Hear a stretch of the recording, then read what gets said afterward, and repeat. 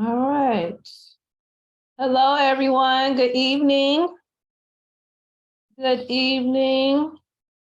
Welcome to this evening's class. We have accessing and purchasing land with T this evening. I'm excited. Yeah, it's going to be a great class. Lots of great information. As we get more people rolling in, just pay attention to your screen. I do have a few slides up right now. We all know these classes are free, but we do kindly accept donations. And that could be donations of any kind. It could be through volunteering. It could be monetary.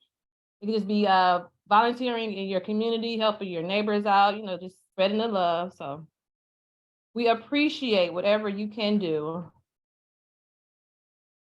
All right, we got a few more people in. I'm just going to kick it over to T, and she is going to get started. All right. I hope everybody is doing good out there. My name is Tafira Rushton.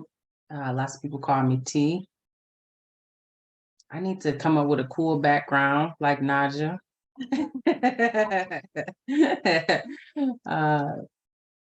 Yes, and just pull up my screen here. Good evening, everyone. Good evening. How are you? Okay, and you? Good. All right.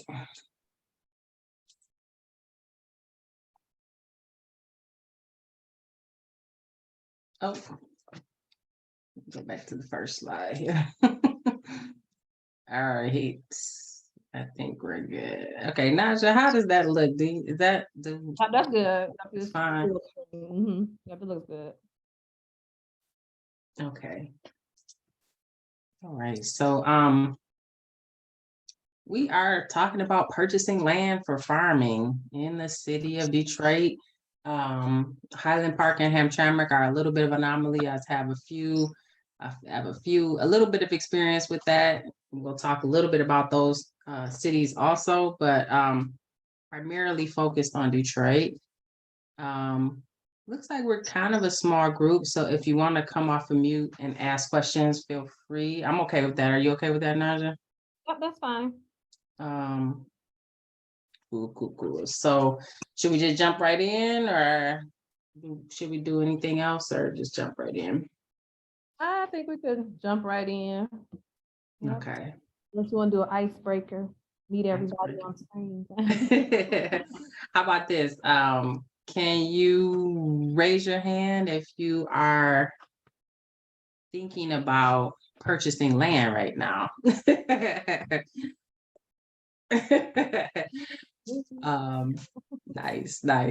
Nice. All right, nice, awesome. Okay, cool. Cool. So, if you have any questions along the way, feel free. Hopefully, I get to all of them in the PowerPoint.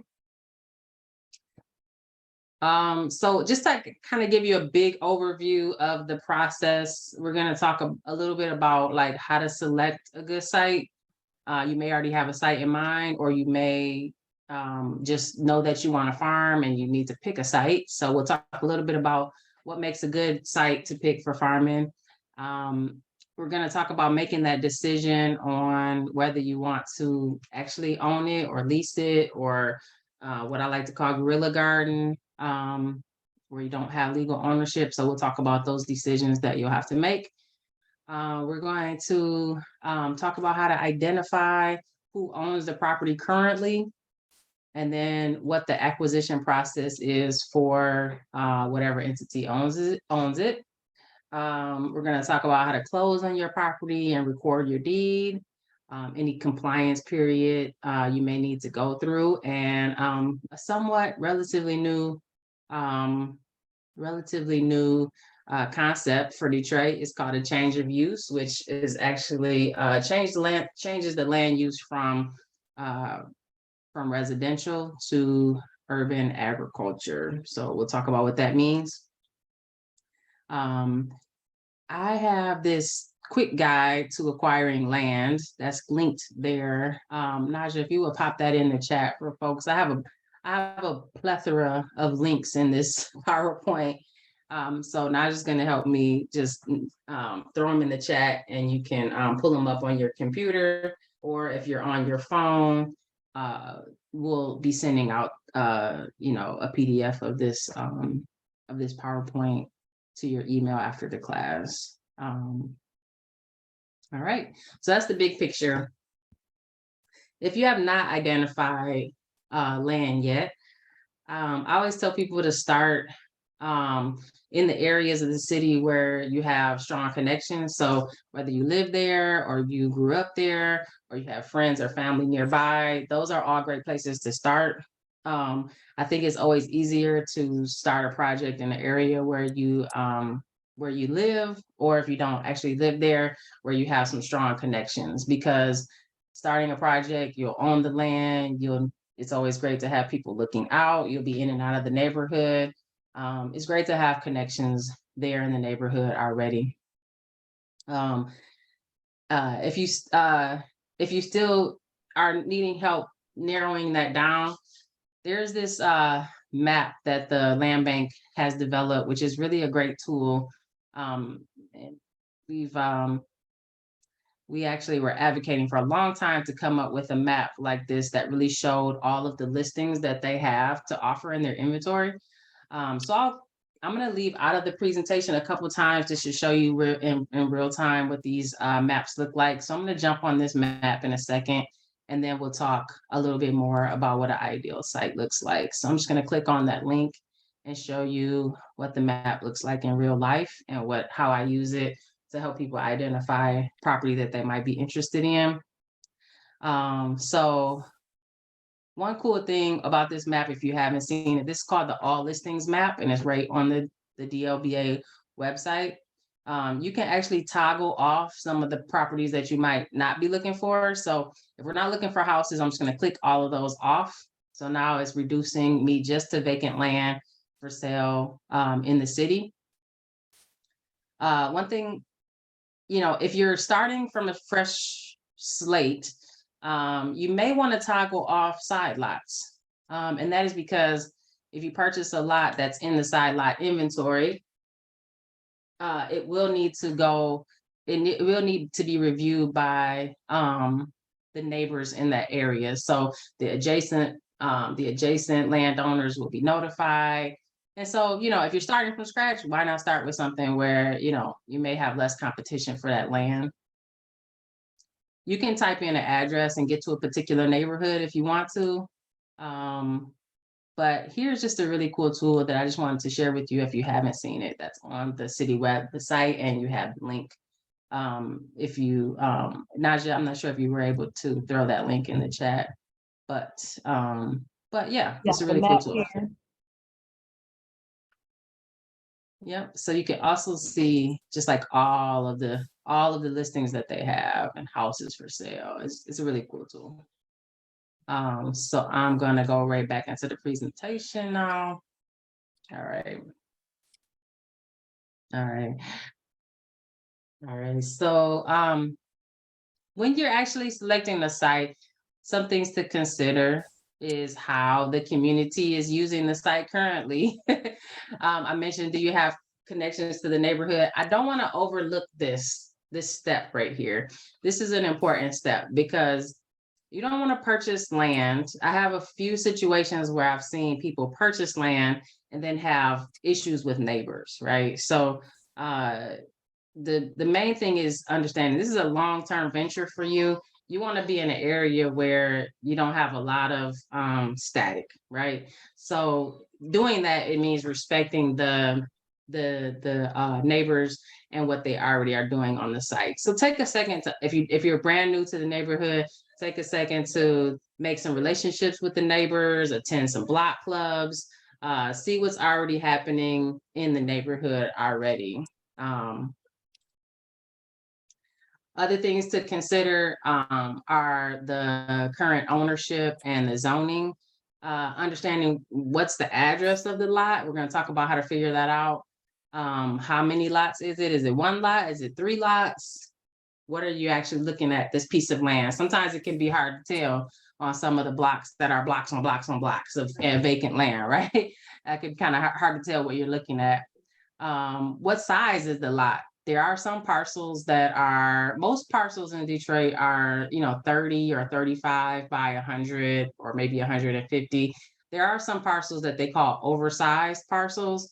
And for whatever reason in its past, maybe it got combined with another parcel in the past, but it's now much larger than a regular lot. And so it's sold at a different price. So you should be aware of that. And I'm going to show you how to become aware of that if you don't know how. Are there adjacent homes next to the lot? So that's what I mentioned about kind of competition with with the neighbors in the neighborhood for who might want that lot. And so just understanding that if there's a house right here, you may definitely need to talk to that neighbor, and they'll also be offered a chance to purchase that land that's right there. How it's zoned, you should know before you go into this process from scratch that residential lots are going to be easier to purchase for gardening than commercial lots.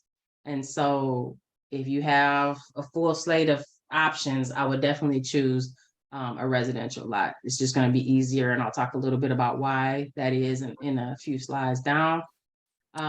Is it actually for sale? So once you have identified the lot and you know the address, I would jump in that all listings map that I just said and see if it's actually in their inventory. And then you might want to see what's going on in the neighborhood in terms of development.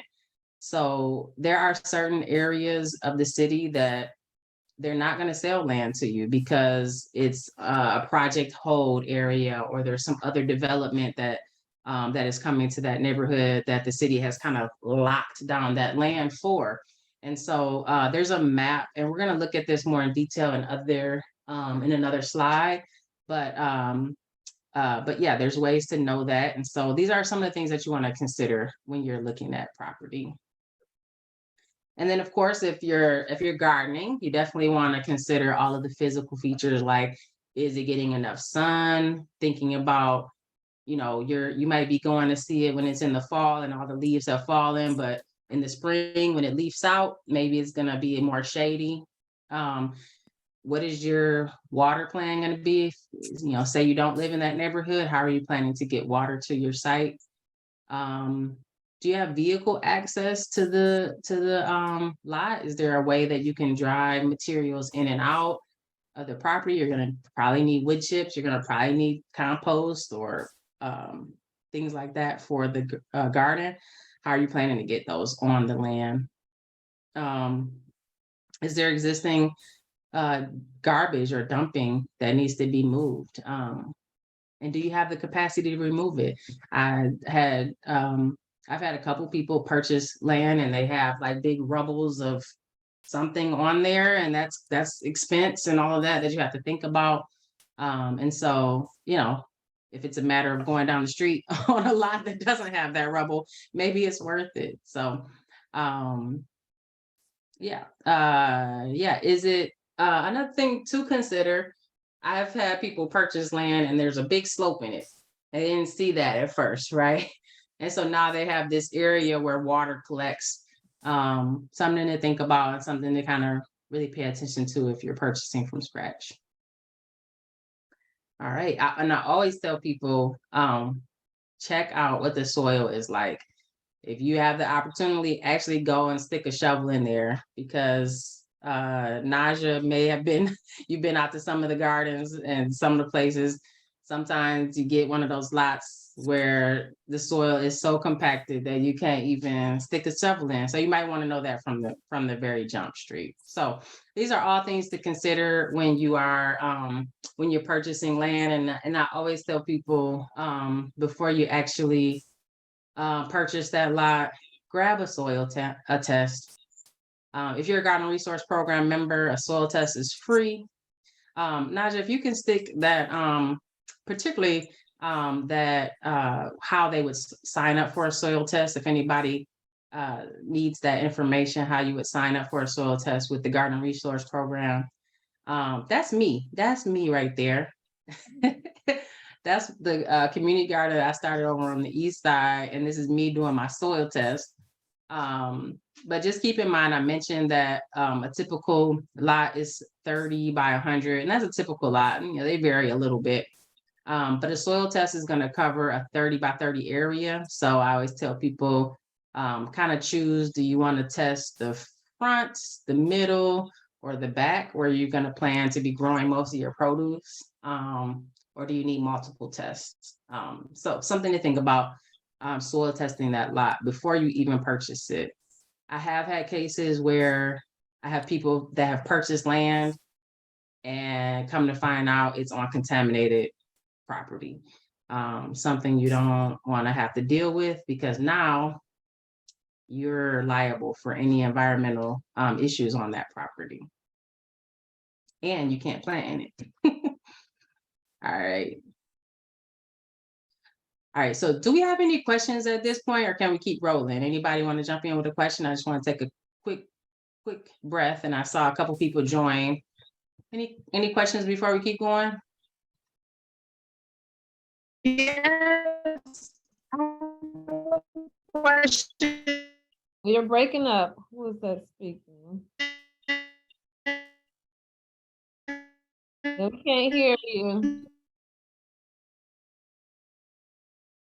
Uh-oh, you may have to drop your question in the chat if your internet is dragging.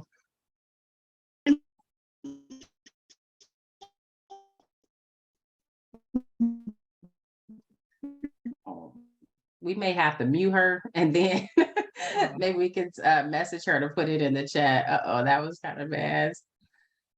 Sorry, who's ever talking? I have a quick question. Coco has a question. Oh, Yes. Yes, I do. Okay, go ahead. My question isn't about the soil test. It's going back to finding out about who owns the lots. Mhm. I live across the street from a lot, and I know the people that's next door to the lot. But I look it up. It was a corporation in another state that has their name on a lot. However, the city does cut that lot, and I don't understand why they're cutting the lot if it's owned by a corporation and it's not city owned. Can you clarify that? That's a great question. The city pays about, they have big contracts and they only pay a couple cents per lot to cut the lot. So they don't even really take the time to take things off their roster. They just go in big swaths and cut whatever. I think it would take them more time to go around the lot that they don't own. That's how I process it. But you're absolutely right. It's some kind of outside corporation. We should be not even paying a couple pennies for to maintain it, right? So you're not wrong about that, and that is a weird situation that we're in. And we're gonna go, and if you aren't to the point where you can understand who owns it yet, we're gonna go into that a little bit. I have a little bit of a quiz for you guys right here. And if you want to, people, yeah, like I said, we're still kind of a small group. Naja, if you feel like it's okay for people to come off of mute, or they can type it in the chat. But Okay, we let's have look at Asia. another question. Oh, I'm sorry. So we can. Oh, I'm sorry. Yeah, yep. Go ahead. okay, so quick question. So I'm wondering, does all of this information that you're covering and going to cover include properties that have, or includes lands that have property on them, or is this just for turning residential land into agriculture space? This is for residential land into agriculture space.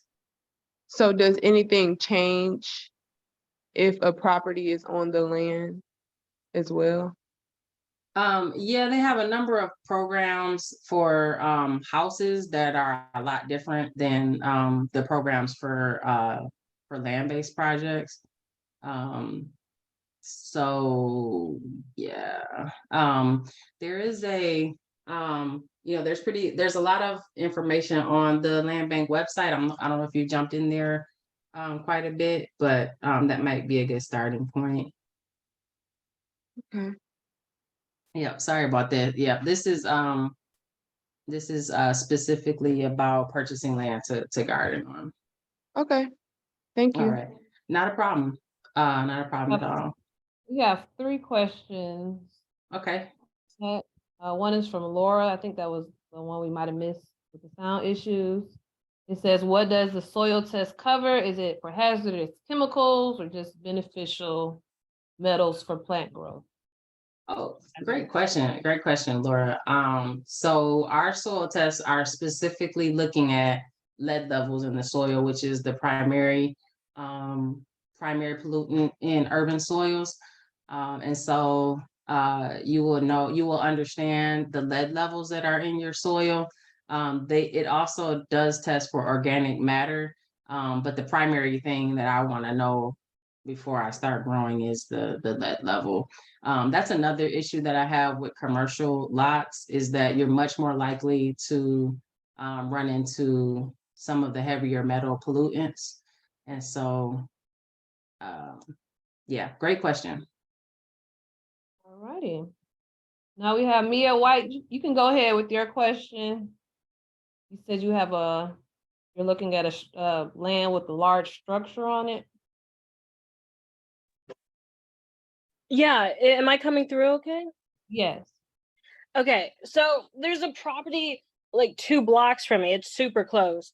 It has a very large like field portion behind the school, but it is like the property of an old school that is owned by the city of Detroit and not the land bank. Mhm. And I would like to grow on like obviously the grassier part, but I don't think they're gonna separate the field from the school, which is still on the property. It's abandoned. It's been caught on fire. It's all the windows are broken on it. It's just a structure on the property at this point. Yeah. Yeah. And they will sell land, mostly, like you said, combined with the school property on the DPS website. I have seen them sell off some of the property. I know a few people that have purchased, school buildings. It's quite it's expensive endeavor. Like you said, they don't necessarily always, I haven't seen them separate the land from the school, which is actually not a bad idea. And so in that case, if you decided to grow there and you couldn't get ownership, then you would need to calculate that risk of like how much you're investing in there and you're not necessarily owning it. And so, there's lots of vacant land in the city. If you want to own land and you want to, secure that property, we could probably find an alternative. But if you were bent on that, I would just say, like, understand that at any moment that could be taken from you. You know what I mean? And so you may want to like factor in how much investment you're putting into that property if you don't own it. Does that make sense? It does. Thank you. Okay. All right. So you want to take 2 more questions and then hop back into it? Sure.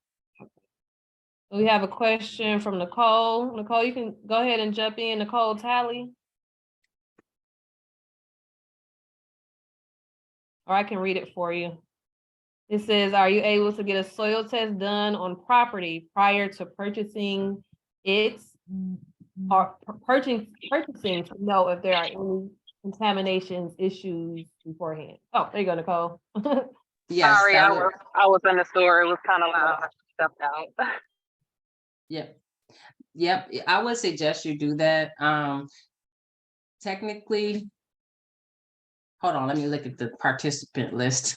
Because technically, let me make sure there's nobody from the land bank on the list, but technically you're not supposed to enter any property without that you don't own. But I would. I would definitely get a soil test before I purchase the land. And even if you enter into a purchase agreement, you can ask them for a hold until you get the the soil test. So whether you go the route of starting down the purchase process, or you don't start the purchase process, definitely get a soil sample before you purchase. I guess the part two of that would be, would HEV cover a soil test prior Yes, to you? Okay, yes, yeah, we cover Okay. one free soil test a year. okay, thank you. Mhm. All right, last question. So we have one from terrestrial. You having reception issues. Okay, so I can read it for you. She bought 5 lots from the land bank. Now she's been told to purchase at fair market value. Can you explain that process or help with how I can purchase more land? Will they approve me for a garden? You've got 5 and you want to get more. Is that what I'm hearing? Looks like, yeah, she has 5. Now I'm told to purchase at fair market value. Okay.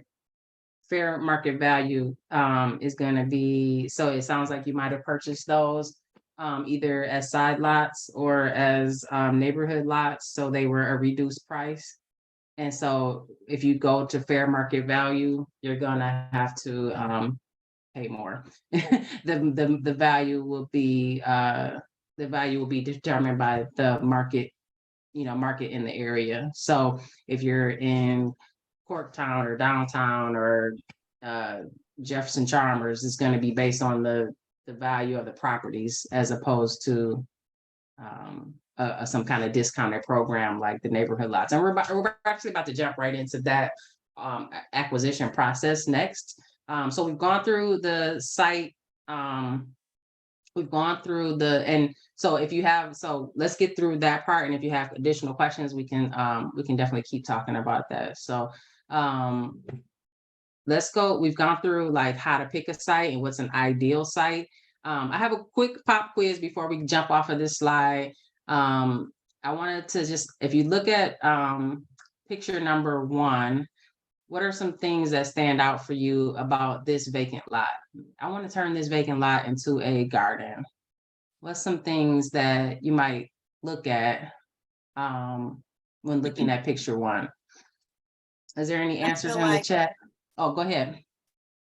I could say hello, hey everybody. Thank you for being here.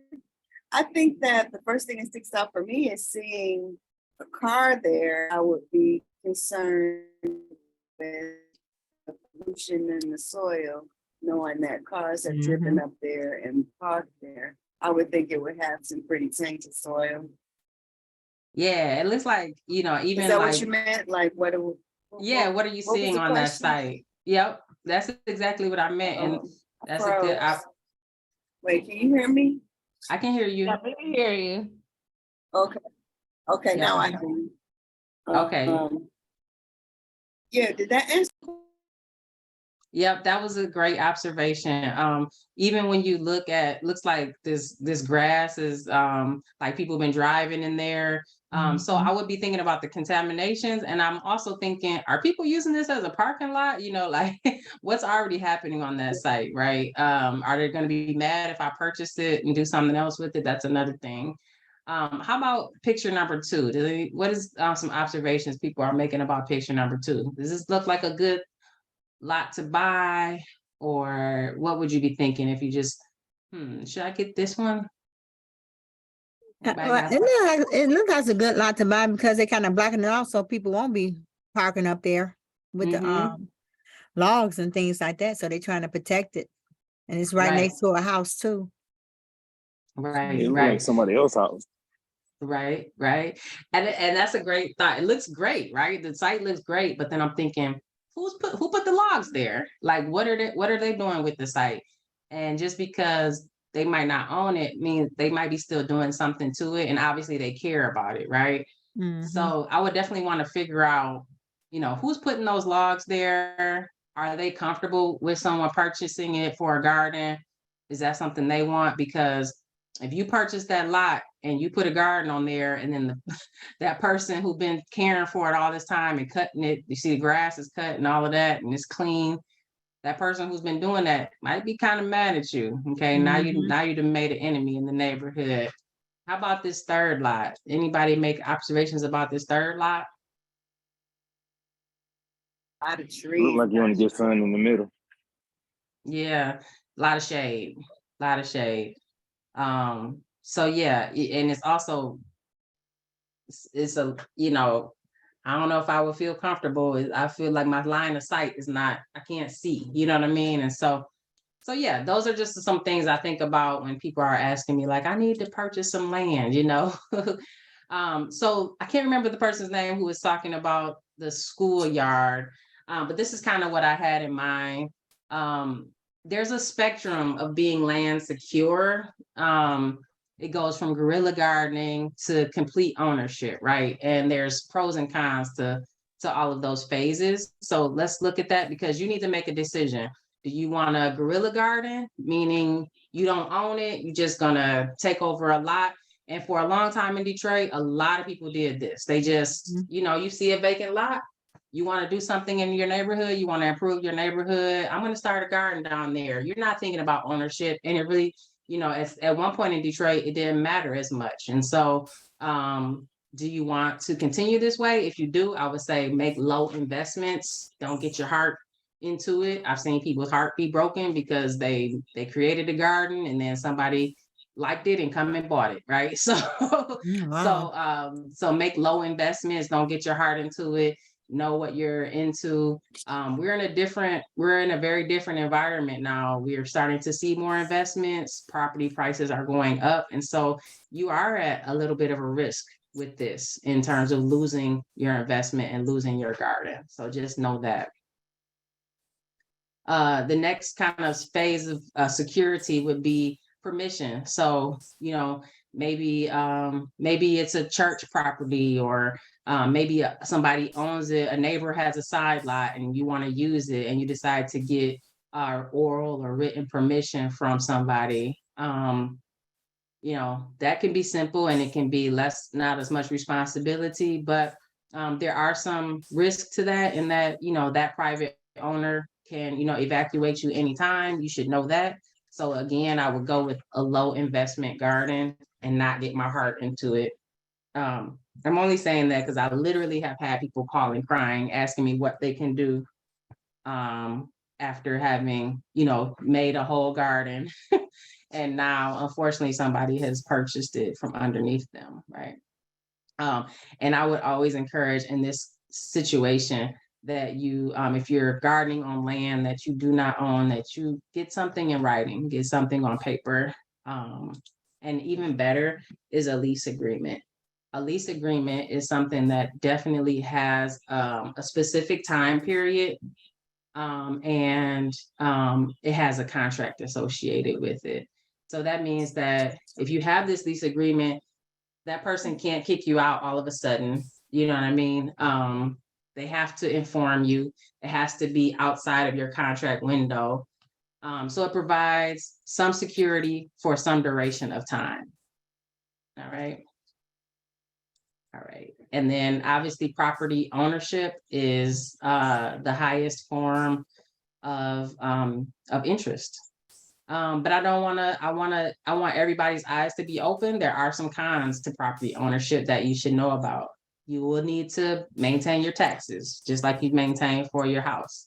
A lot of people ask me how much are taxes for a vacant lot. And what I see is usually about $20 or $30 a year is what I see for one lot. So if you have 5 lots, that, you know, that could add up for you. And then you'll definitely be responsible for maintenance. Now, if there's dumping on the site, technically you're responsible for it. Even if you didn't do the dumping, technically you're responsible for removing the dumping. So keep that in mind. I've never heard of this happening, but God forbid somebody comes along and injures themselves on the property, there could be some liability there. I mentioned the environmental liability. And there is also, you know, title issues and things. We'll talk a little bit about that as we go through the slides. And then you'll also have to understand and comply with city ordinances as an owner, just like you would with your house. So there's ordinances that relate to your home and how you maintain your home. And then there's ordinances that relate to your garden and how you maintain your garden. So you'll have to know those things and, and comply. So ownership is a part of freedom, and it also comes with its set of responsibilities. All right, we're gonna jump into how to identify ownership. I use these 3 tools the most when I go to identify ownership, and sounds like some people have some, familiarity with these tools, but we're gonna go through each of them, and I can pull them out on my computer here. Naja, if you wouldn't mind dropping this link in the chat for people. This is the Detroit government's development opportunities map.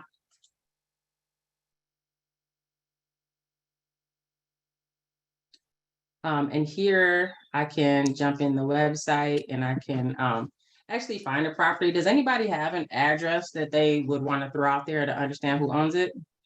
We can actually do I it do, together. 5032 Mount Clair. All right. Make sure I'm spelling it right, okay? Mount Clair, is that right? Yes, MONTCLAIR. That's it. Okay. All right, let's jump and see what it says. All right. So I'm gonna be honest. I try to big up this map, but this is what it always does to me. It always says loading, loading, loading. And so The link not working. the link not working. No. Here, let me put it in the chat. It always does this to me. Let me put it right here.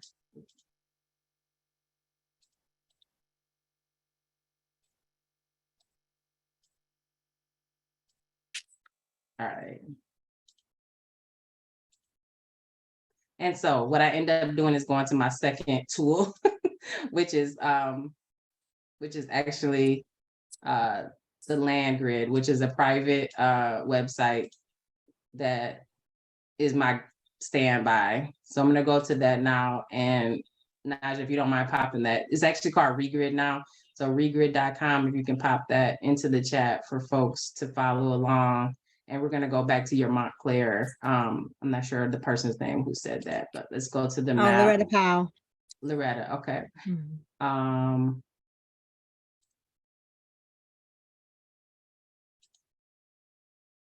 And you can make a free account on here. Let's see if they.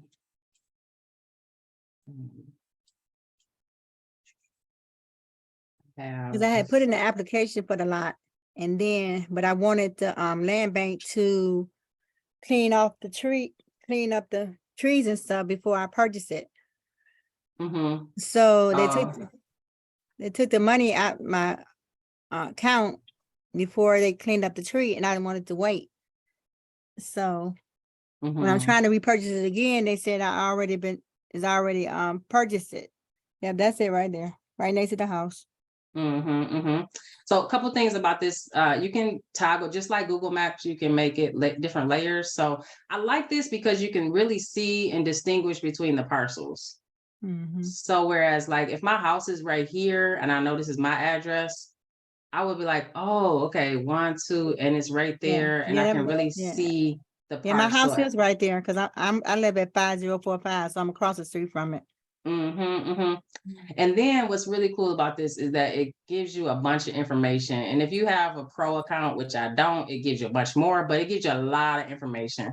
First of all, it gives you the owner name, it gives you their address. So if it was a private company, like somebody said, you would know how to get in touch with that company. It lets you know the zoning, which is really important to know because like I said, residential versus commercial, residential is going to be a lot easier.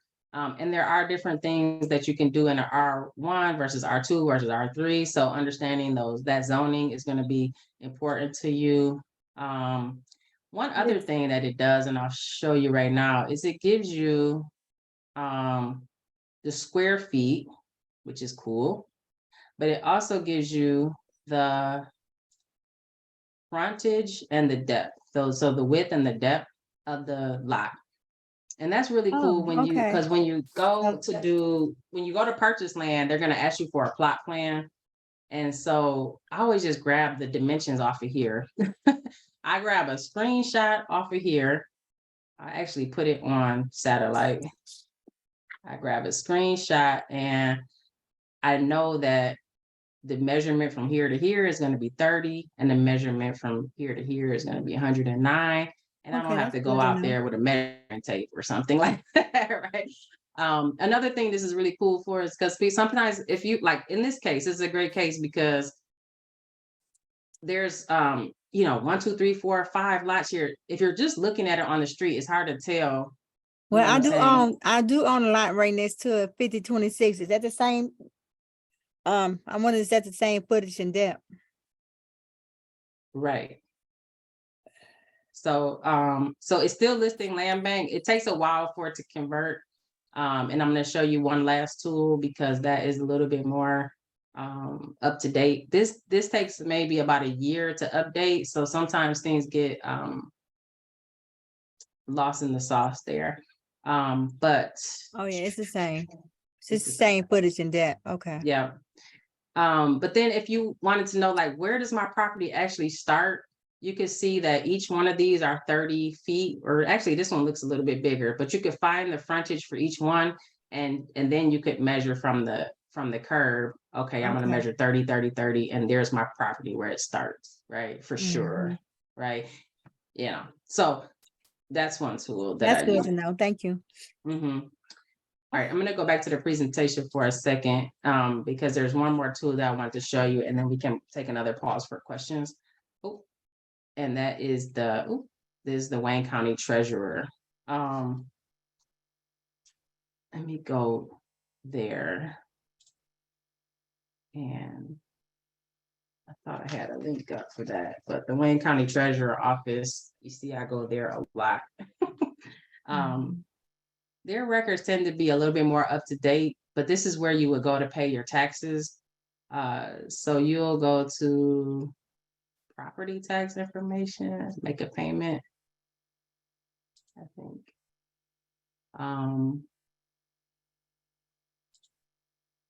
Yeah, online. And once you find that actual address, you can put the address in here. But you could also do this really cool thing is like, for instance, you could do 50, which we know we're in the 500 block of Montclair, right? So I'll just do 50 Montclair.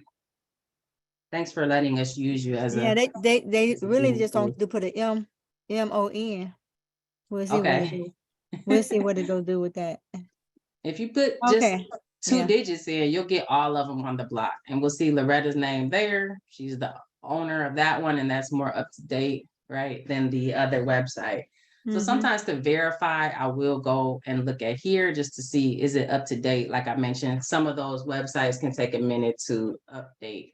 So this is my last verifier. So my name, okay, now look at this. I haven't even, my name is here, but I haven't even purchased it. I You mean, have it? You there? You purchased it. I need to call them. Yeah. And we could talk offline about your particular case, but I just wanted to share with people how to use your tools. Thanks for letting us use And your then case. they still have my husband's name right there, and it should be my name. Yeah. I'm about And you to can fix see that the up. property owners for each, for each parcel on the lot. And so that can help you determine, which lot you'd want to target. Right. All right. Oh. All right. Let's stop for a second. Is there any questions before we keep going? We're doing good. Coco had her hand raised. Did you have a question, Coco?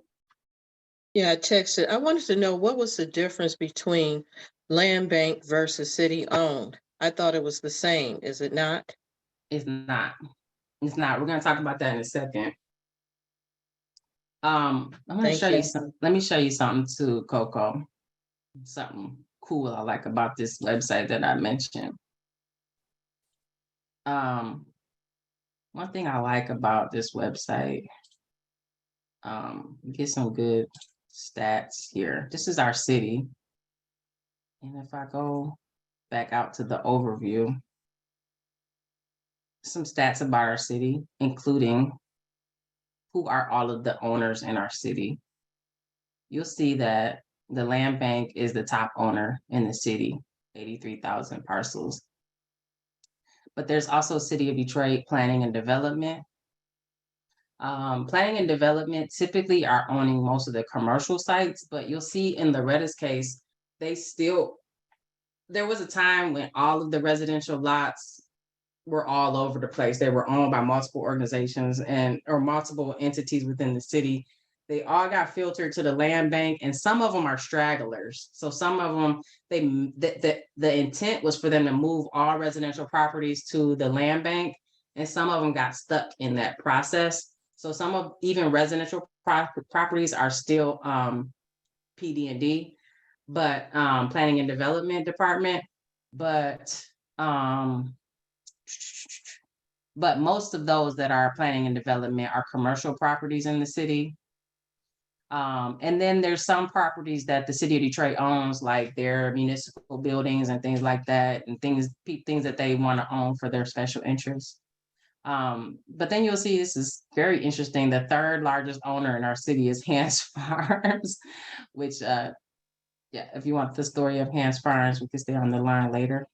Oh, right, because I never heard of that. Okay, so just to clarify what you're saying, that there can be properties within the neighborhood that says it's city owned, the city of Detroit. It just hasn't moved over to the land bank. Mm-hmm. Yep. Okay. It All could right. be, there are like small slivers of land that are parks and rec even, that like were old decommissioned parks. Again, here's all of those DPS schools for that person who was talking about the school property. Yeah, even, Michigan Land Bank owns a few. So there are a few different entities, and each entity has its process. But the city has has come leaps and bounds by putting them all at least in one entity. Most of them are now in one entity, but that means that entity has a lot of power, right? So you'll see that. Thank you. That website is very useful, and that information was great. Thank you so much. You're welcome. I love this website. I do. Okay.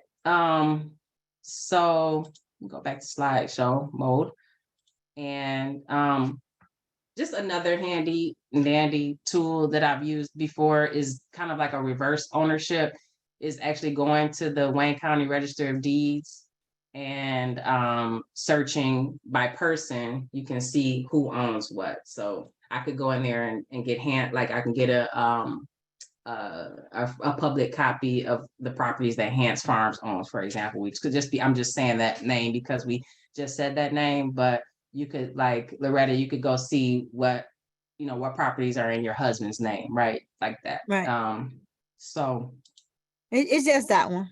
It's just that one. yeah, right. Yeah. But you could do like a reverse ownership, or that company that somebody else mentioned, you could like find that company's information on the Register of Deeds website. Okay. Okay. All right, so we were just talking about this, like who owns all the property, and I mentioned the vast majority are owned by the Detroit Land Bank. So we're gonna do a deep dive into the land bank, because that's who owns the majority of the property that you're gonna come across. But like I said, there is the Planning and Development Department, which we saw. They have an online application. I mentioned it's mostly commercial property. In the application goes to the Detroit Building Authority. It's actually the same application, but I don't know how they'll section it off. If it's owned by Planning and Development, they'll take it there. And a lot of times they'll transfer it over to the Detroit Land Bank. But just something to know, if that is owned by Planning and Development, you might have to push a little bit harder to get it over to the land bank. The Wayne County Treasurer has a different process, and that is mostly, foreclosed property that hasn't gone to the land bank yet. And so here's their website. And again, Naja's going to send this whole PowerPoint to you at the end, so you'll have all of these links. But just wanted to share with you. The Wayne County Land Bank has a process, and you can search and apply here. For those folks who are in Highland Park, they are doing, I think, 500 for a Wow. vacant residential side lot and 1,000 for a commercial side lot. You would purchase those at the City of Highland Park Treasurer and their city county building. And I have a couple of connections there. So if you're in Highland Park, let me know, because it's a little different path. Parks and Recs, if it's a park and rec property that you want to own, God help you. That's all I can say now. There's no clear path to ownership there. I have had people get a lease agreement with Park and Rec, and I know one person who purchased with Park and Rec, but that is going to be a process, and you may even want to consider a different property unless you're already attached to it. And then, of course, if it's a private owner, you're gonna want to figure out the contact, which you might be able to do on some of those websites, or go through that Register of Deeds website that I just had on there, and try to reach out to that person and see if you can negotiate a deal if it is that, if it's something that you're attached to.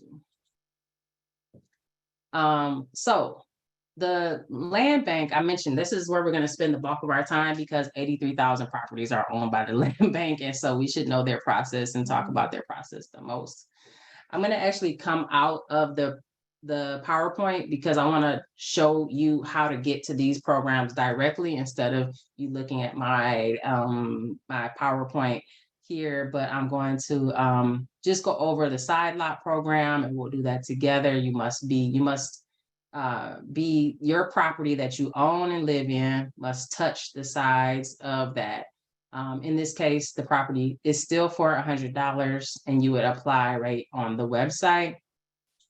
The neighborhood lots program, it increases that adjacency requirement to 500 feet. So if the property is within 500 feet of your property that you own and you live at, that means not your rental property or anything like that, where you own and live at, you can get it for $250.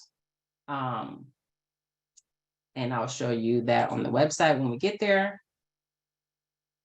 The Creator Project is an interesting portal that I think we all need to explore more, because you can still get lots for $250 on there if you are an eligible community group. So that means you are a 501c3 or an LLC. So you would have to be able to purchase the land in either an LLC or a 501c3. They want to see that your mission is community driven for this discount. And so you would need to make the case that you are, that you are interested in supporting the community. And so community gardens fall under that auspice. And I'm sorry, can you repeat that last? I didn't know that. I'm going to show you a little trick about this one. I really want people to think about this one, because you remember that all listings map that I showed you? We'll go back there in a second. Anything on the all listings map that's listed as a neighborhood lot, you can get through the Creator Project program, but you have to be an eligible community group. And I'm going to show you the portal for this in 1 second. We're going to jump over to the actual website. So T, I am the Detroit Community Garden is a group. It has a 501c, a nonprofit organization. So I'll be able to get 4 lots if I want to across the street. Yes.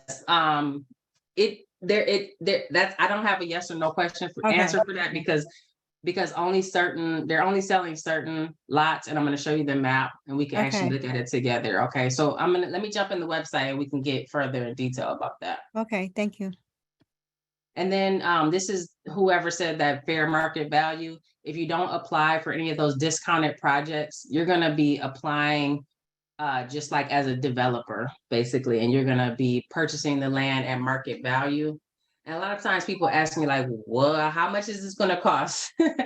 And that really depends, because it's based on market value, is based on what the homes around that is selling for. So if there's development in the area, if there's, if the houses are going for more money, it's going to increase the property value. So that's really a rolling question. They really won't be able to tell you until you're like headed toward closing. But what I've seen over the last couple of years of supporting people in their purchases, that it typically ranges from 25 cents a square foot to $3 a square foot. So remember, you can get that square footage off of Regrid. You got the 30 by 100, so you're looking at 3,000 square feet. So when you do the math, if you're in a more popular neighborhood, it could go all the way up to $3 a square foot. And those I've seen, like Jefferson Chalmers are starting to get up there. I've seen pretty expensive lots, even still I've seen some in the Brightmoor area that were up against the river though. That was pretty valued land.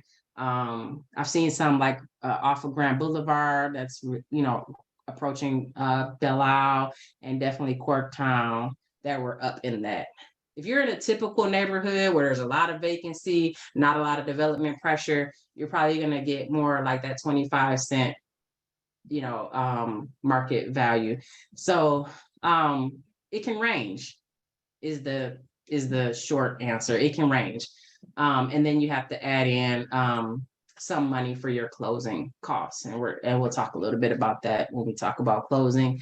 But before we go too much further, I did want to just like show you the website so that you would be able to get there yourself without looking at my PowerPoint. So buildingdetroit.org is the DLBA website if you haven't been there. And if you're looking for land, you probably looked on here. Some things are a little bit hidden. So here's that all listings map that I mentioned. So you'll just click there for that all listings map. And then if you go under programs, I think,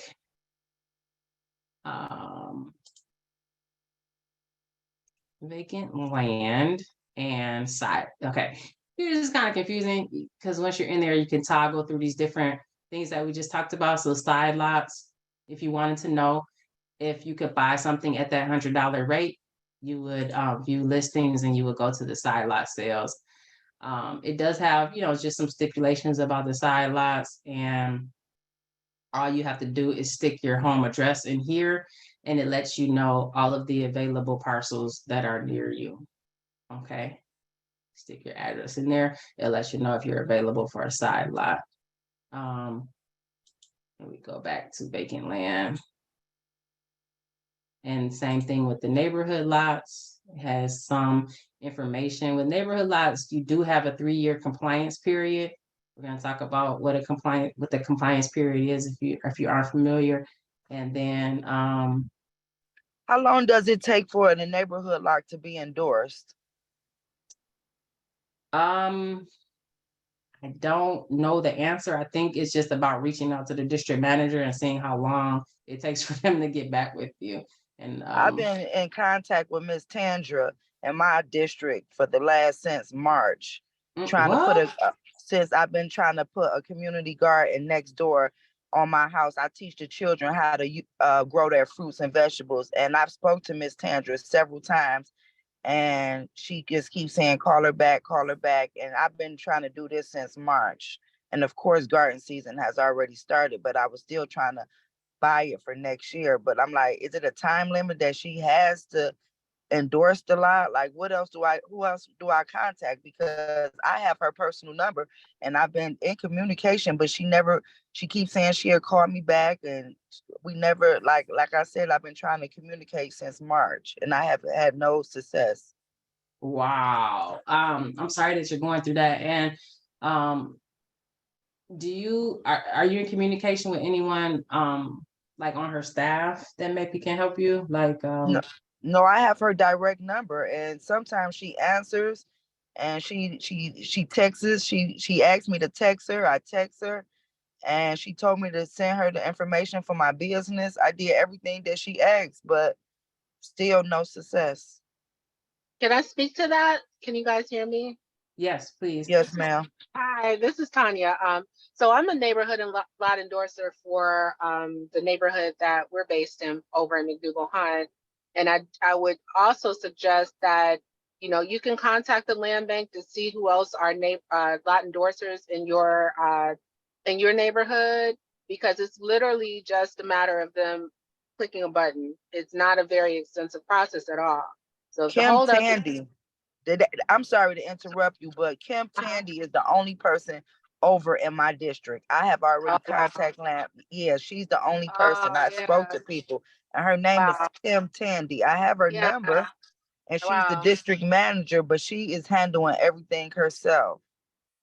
Okay, yeah, because it's really a very like literally a 2-second process. So like Yeah. if You don't have if a she block has, club, because the block club can do it too. if they're listed as, if they're registered, I should say, Right. as lot endorser. So, you know, if you have a lot club, it might be easier for them to register and go through the process to get registered and then have them endorse it than waiting on her if it's been that long, because it really takes like no time to endorse it. We've been trying to get a block club. We don't have a block club, but I wanted to start the garden because I already have a garden near the site that I'm trying to purchase.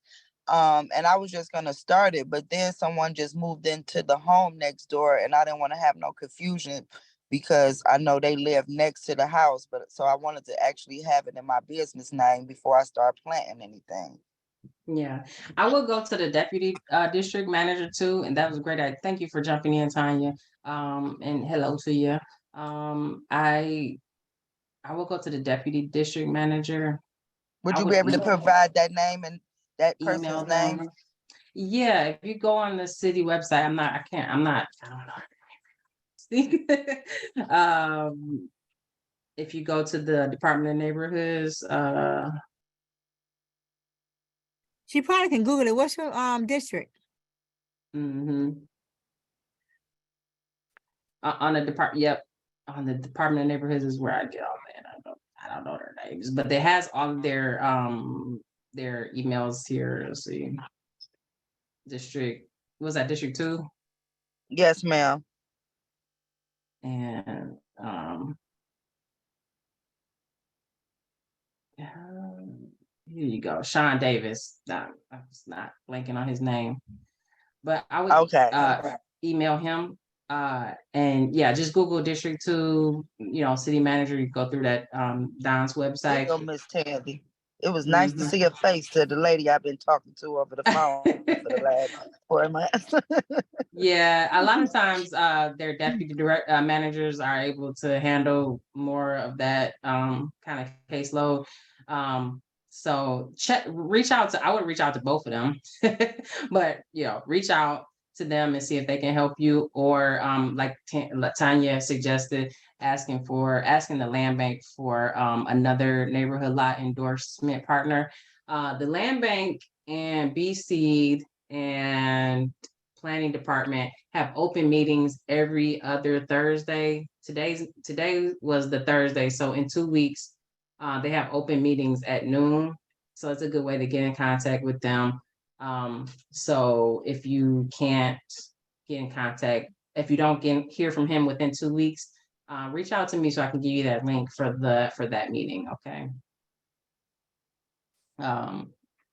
Okay. Ain't Kim on that Dimecast? Don't she do the Dimecast, Kim Tandy? Mm-hmm. Okay, I thought so on Mondays. Okay. Mm-hmm. She does what, ma'am? The Department of Neighborhoods, Domcast. That was probably. Okay. Yeah. Never heard of that. So neighborhood lots is the same way. You can type your address in and see which lots that you would get under that neighborhood lots program. So that's within 500 feet of your home. Now I'm gonna tell you, the Creative Project is hidden on here a little bit, because you would think it would be here, Creative Project, but it's not there. So you gotta kind of look for it, and I think it's here. Yes, so it's here. If you click purchase property and you go to Creative Project, it has a different application process, but you'll see that who's eligible is block clubs and community groups that are registered. as LLCs or 501c3s. So that means you would have to purchase purchase the land in the nonprofit's name or the LLC name. So there's pros and cons to that. So I just want to put that out there. There's pros and cons What to, are the pros and cons? Yes, okay, can you tap, Rishin, on that? Can you? yeah, let's dig deeper on that. I tap was, in on the LLC okay, I'm sorry, but you're breaking up. So if you can enter your question in the chat, and Naja can help me to translate that. But so the pros and cons now. So nonprofits are governed by your bylaws, and in the case that your nonprofit dissolves because you guys are going out of business for whatever reason, then you have to follow the bylaws as it relates to what happens to the assets of that property. And so typically you can't make a profit or transfer the profits to a person. Or in the example, if your nonprofit was to dissolve, what would happen to your assets is a question mark for that nonprofit, basically, right? So does that make sense? So that's a con, because it just depends on what your nonprofit said. You might have to almost give away an asset before you can make a profit off of it. That being said, there is a really great pro, is that you can file for nonprofit tax exemption and not pay taxes on the land. So that part. And then, LLCs, I don't see any huge cons to purchasing in this LLC name. It's just not in your name. So, it's just something to think through. You could always purchase it, and I'm not sure what the time limit is, but it's possible that you can transfer it within a couple of years to your own name if you wanted to.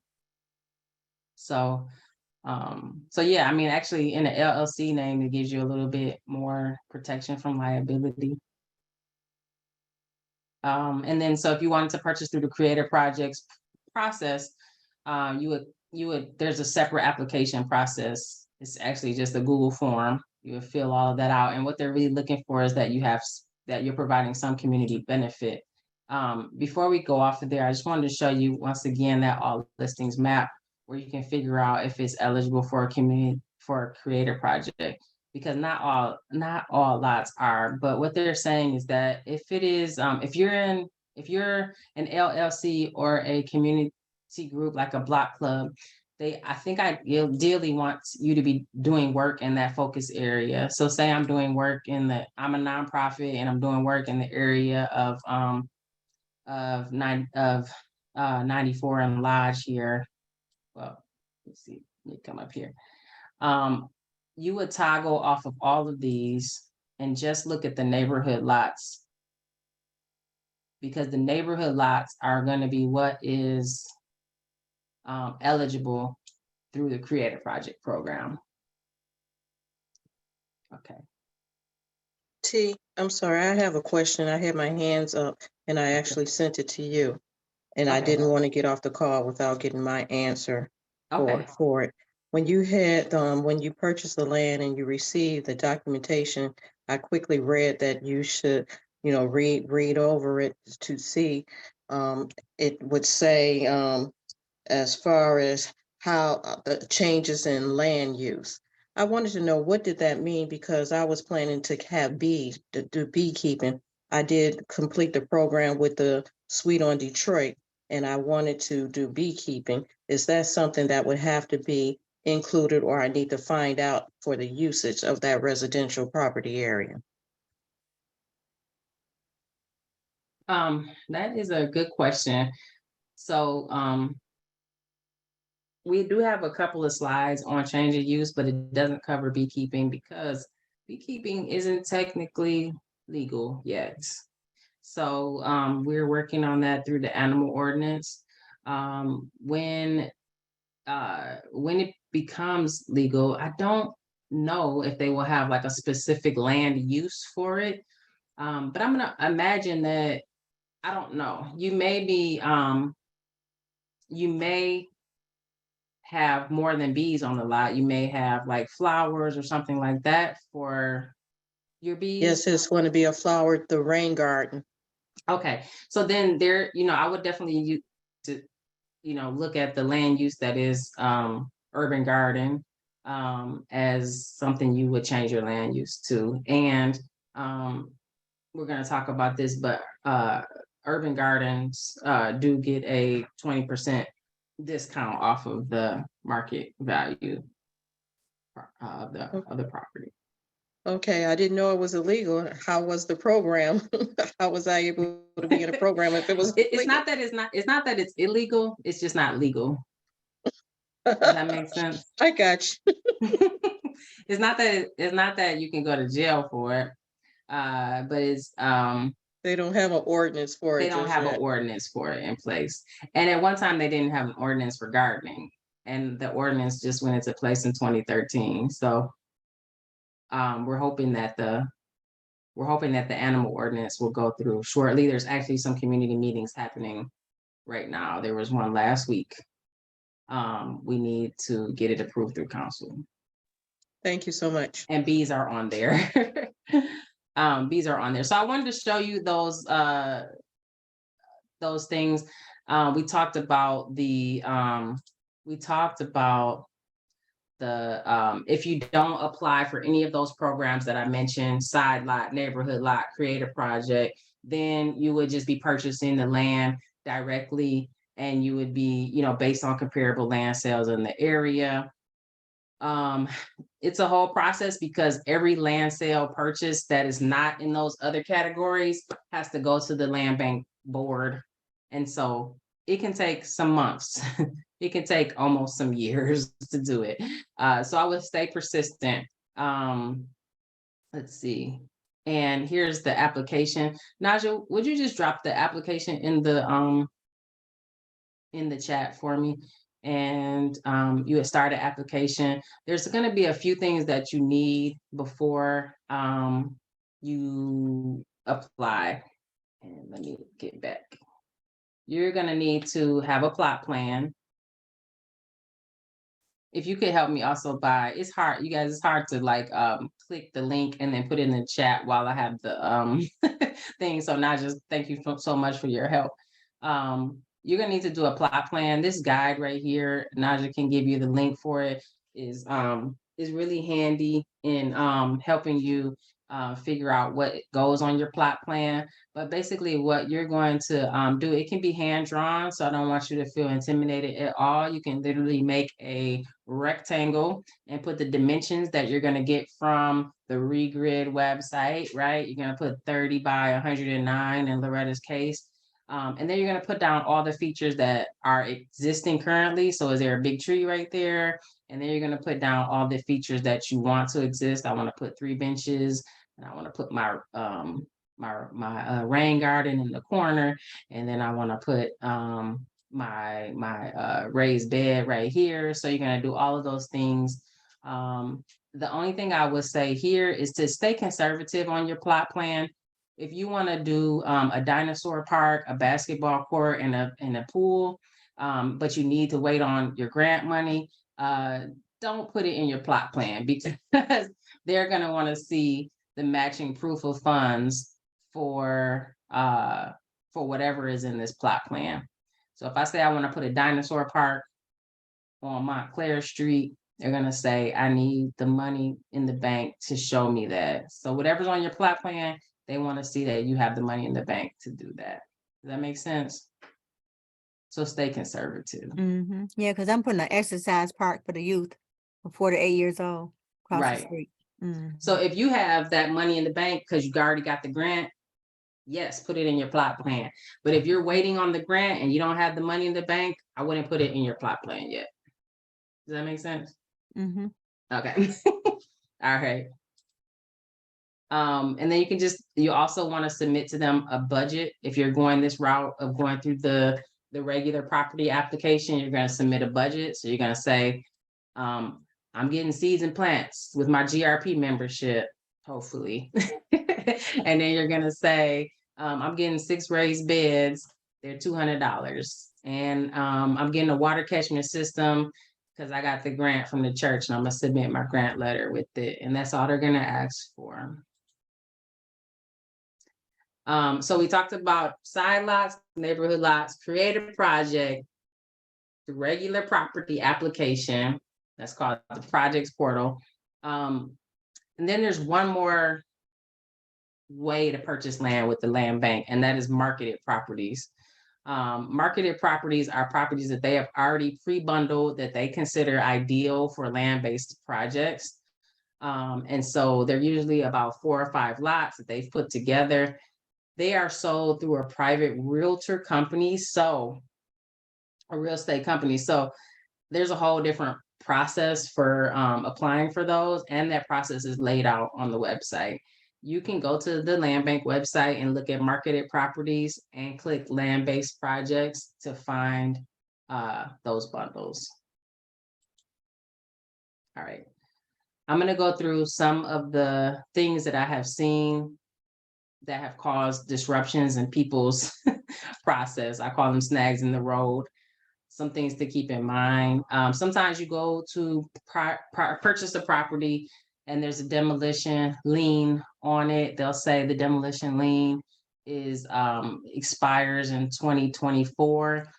In that case, I would wait, because once the demolition, they might say you could pay the demolition lien, which might be an extra $3,000. In my opinion, I would wait that out, wait till that expires, and then purchase the property. I have seen where if it's eligible for the side lot program, we talked about this a little bit, that the land bank will give all of the adjacent neighbors first right of refusal. I have seen, where the neighbors then decide to buy it, and people get a little bit heartbroken. Maybe they've already started their project. So that's why I said, if you can steer clear of things that, if you're starting from scratch, and you can steer clear of things that are in that side lot inventory, I would, because you never know, a neighbor might actually want it, because the LBA will notify them that you're trying to purchase. We talked about this, staying away from commercially zoned lots, because they require a special land use hearing to do urban ag on. And we get into detail on that in our permitting class, but the long and the short is that this land use commercial is not, urban ag is not permissible as a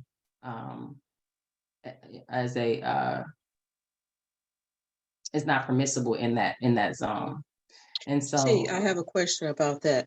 The property that I spoke about that was in front of my house, it says that it's commercially zoned, but it has a zone of R2, which is residential. Why would that be? Where did it say commercial? I looked it up on the property to find out the owner.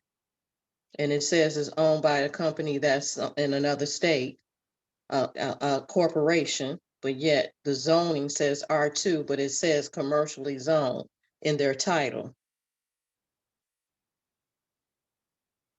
And this is the one that I said that the city still plowed, cut the grass on, but it's supposed to be owned by someone, not the city or the land bank. But it says commercially zoned. It used to be a 8-unit apartment building across the street, but it says R2, just as my house says R2, which I took as residential. Yeah, and so when you look up, I'm trying to figure out, where did it say commercial though? When we looked it up, where?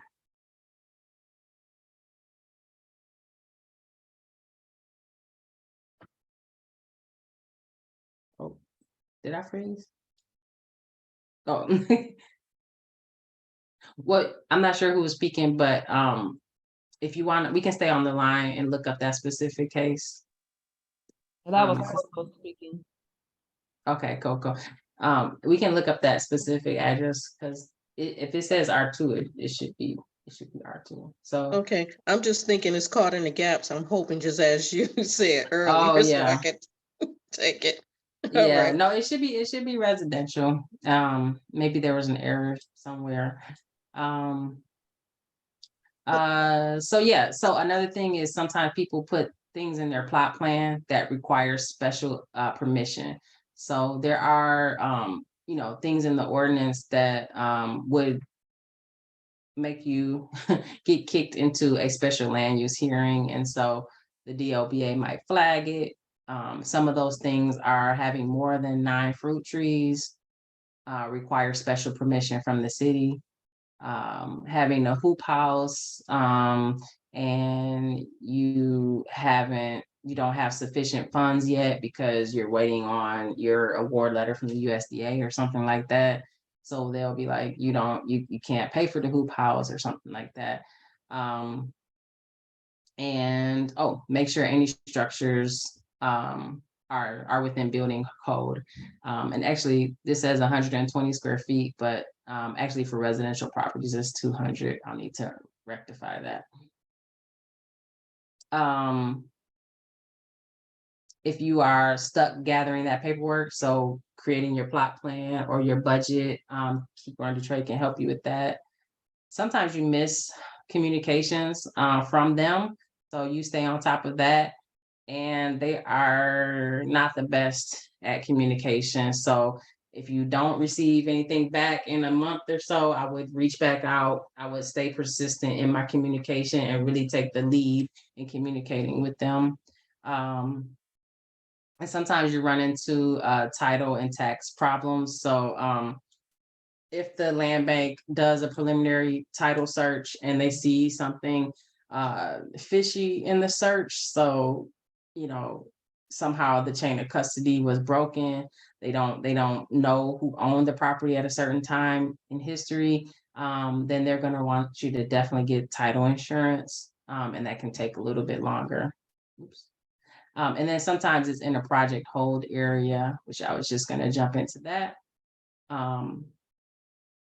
This is the map, and this may be too much information for some people, but this is if you're really into this kind of stuff and you really want to know, like, why won't they sell me that property? Here's a link to this map, so you can kind of look at it more in depth, but you'll see that like in city hold areas, they will not sell you side lots. They will not sell you neighborhood lots.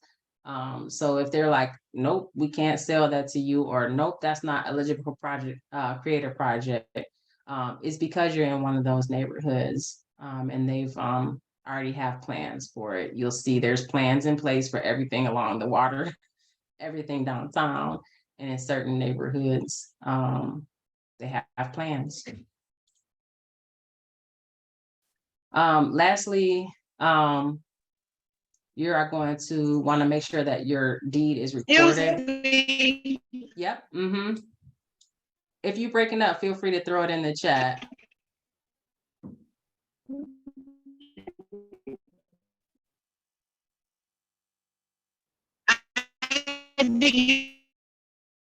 If you're breaking, hear me.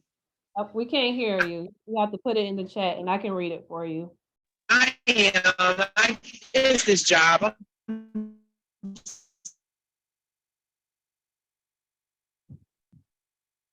Sorry. I think I just heard a sorry. Oh no, this technology is so funny. But yes, go ahead and put the question in the chat. We'll definitely get to you. I'll keep going, and then Naja, when that question comes in, just feel free to interrupt me. But you do have a few that kind of rolled in. Oh, you want to take a break? Yeah, girl, interrupt me. All right, let me scroll back up. I know it's a lot of information, and just so feel free to jump in whenever, Naja. Okay. So Sharonda asked earlier about the sites that were listed. Are they available to search real estate or land only?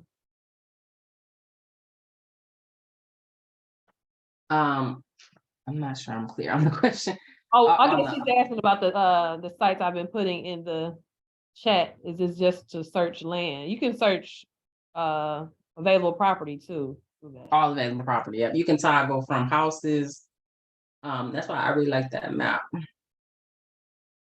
Okay, we have Laura Howard. She's asking about, do you have any knowledge on the city and why they're raising taxes on side lots and properties?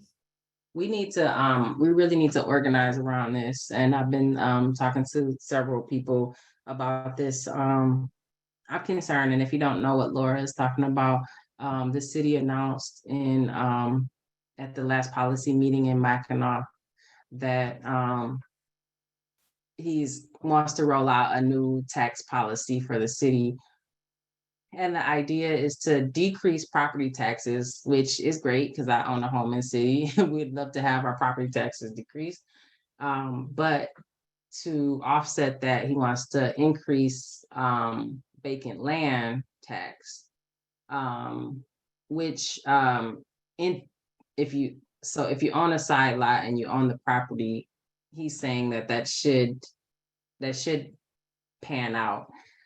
He wants to increase property taxes for people like that company Coco mentioned, who's basically just squatting on land and waiting for the land value to increase. So he wants to penalize squatters, but he hasn't necessarily articulated a plan for people who are making market improvements on the land, like farming, like an exercise thing that someone mentioned, park, like somebody who's doing bees or flowers on a property that's improving the property outside of just vacancy. He hasn't articulated a plan for that, and that does make me nervous because he's talking about increasing vacant land by threefold taxes on it. And so I am definitely fighting. In fact, Naja, you saw me in a meeting earlier, and that was with some of the council people, and it's one of the things I'm actively fighting right now to have some input on. But that's all I know right now. I'd like for anyone who has gone through a change of land use where they're changing it from vacant residential to urban garden or some other land use to be exempt from that. That's what I'm going to be advocating for. So, T, that's what I need to do is be exempt from my community garden because I pay taxes on it now. Yeah. Well, what I was talking about specifically was being exempt from the new taxes that they want to levy on vacant land. Oh. And in order to be exempt from taxes, you'll need to be a nonprofit. I'm a nonprofit. You are. So you need to fill out a nonprofit tax exemption for the land. Okay. And Is you that should not online? be. Yep. Let Okay. me see if I can pull up the, let me see if I can pull that up for you. Okay. Was that Loretta talking? Yes, it's me. Okay. Let me see if I can pull that up for you by the end of the class. Okay. Okay. Thank you. Aaron Ali, did you was your question answered? Let's see here. You said that was part of your question. Was it answered? Are you still here? Okay, Terrestrial, we have your question now. It's, what is housing inclusive area? I was told to buy fair market value. Do I need a real estate agent? Sounds easier to go through my LLC and create a project. If it's eligible for create a project, which you will be able to see on that map, that all listings map, you can type in the address. If it's listed as a neighborhood lot on there, then it will be eligible for create a project. So I hope we answered that question. If it's not, then you'll need to fill out a property application to do the fair market value. And I can help you with that. I have a calendar link at the end of this that we can set up a time to talk about it one-on-one. Okay, Aaron Ali, you responded. You can go ahead with your question if it wasn't answered.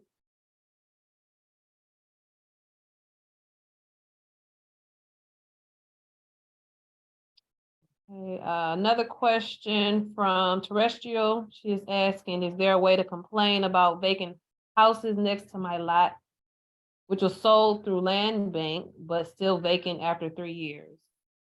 It's eyesore. The house is the eyesore. Yes, there is Click C program. You can take a picture and send it to the city. Is how you make a complaint. Click C here. I got a question. Yeah. I would like to know, my 5027 is a nonprofit organizations, but I have other lots. Would I put that under that? Could I put that under also? Little Detroit Community Garden, or it just have to be one address under your nonprofit organization? It can be multiple addresses. Okay. And you can actually combine. We can combine some addresses, as long as they're not. If they're across the street from each other, you can't combine it. But if they're adjacent to each other, then you can combine them in one address too. But it's on the other side of my house. Oh, okay. Yeah, no, you can't. Sorry. I could do that. You can. A nonprofit can own multiple properties. Oh, okay. So how would I? So I gotta redo the paper and add the other addresses on there, or? When you say redo the paper, you I talking mean, about I got a nonprofit. It just got 5027 Mount Clair. But when I want to add the other addresses on, because I got 5051 and 5057. Are you purchasing through the neighborhood lot or side lot program? Oh, it's a side lot. It's already a gazebo garden on the other side of my house. You know, in that case, if it's a side lot, sorry, maybe I spoke too soon, but if you're buying it through the side lot program, the person who's I already own it. You own it. Yeah. Oh, yeah, then I'm not sure the time period for side lot, but I think you could sell it to the nonprofit basically. Okay. Yeah, and when you say put it under the nonprofit's name. Sorry, it wasn't totally clicking And the in. one across, could I do the neighborhood lot the same way, the one across the street? You could put them all in the nonprofit's name and then file for a nonprofit tax exemption. Okay, thank you. Okay, there's a question from Andrew. Andrew, did you want to go ahead and jump in? He has a question about turkeys and chickens, introducing them to a vacant land. Yeah, so I personally have like a mini poultry farm in my backyard already. So I was just wondering if I could just like introduce it into like a vacant land. Like, cause I'm not trying to buy like a side lot. I was just trying to buy like a vacant, it's like a whole bunch on Shane, in the Shane area. That's not downtown Shane, but I'm talking about like close to my neighborhood. So I'm just trying to figure out if there's a way to do that, because I've been trying to purchase land, but it's been saying at first I didn't have the right information to give, so now I have that, but now I need a neighborhood. I forgot what they emailed me and said I need a neighborhood planning schedule, I believe. I gotta look it up, but I'm not really sure. But I'm just trying to see if there's like introducing turkeys and chickens won't be a problem. Yeah, I wouldn't tell them that you're doing turkeys and chickens because they're also not legal yet. You could tell them you're doing an urban garden and maybe do some flowers and then, discreetly do the chickens and turkeys until the ordinance is passed. You should come to the animal meetings to advocate on behalf of that legislation. Yeah, okay. Is there like I don't have no information about that. You don't, okay. I can find it and put it in the Yeah, chat. They're on yeah. Thursdays. I'll grab Okay. it. Like, Yep, there's some public meetings happening now. We're hoping to put that in front of council this year. Councilman Tate has been the lead advocate for it. And so there's a few things that are ironing out right now. They're in the process of engaging the community around the ordinance. So that is to say, similar to the beekeeping case, if you are going to purchase land and right now, and the ordinance is not in place, I wouldn't necessarily put chicken coop on my plot plan because they're gonna be like, hey, that's illegal, sir. You know, Right. but So I've you been can putting tool shed. tool shed. So Sales that's what I've shed been sounds putting. better. Yeah. Okay. A tool shed with Michigan native plants. Let them grow high. And I do want to say this. So, do you mention something about like a hoop house? That would be like a red flag? Okay, I'm glad you asked that because I want to clarify that. It's not a red flag and it is totally permissible. What I meant by that was sometimes people have it on their plot plan. They have hoop house, but it's not in their bank account. So what I was trying to say was that whatever you put on that plot plan, they want to see proof of funds for it.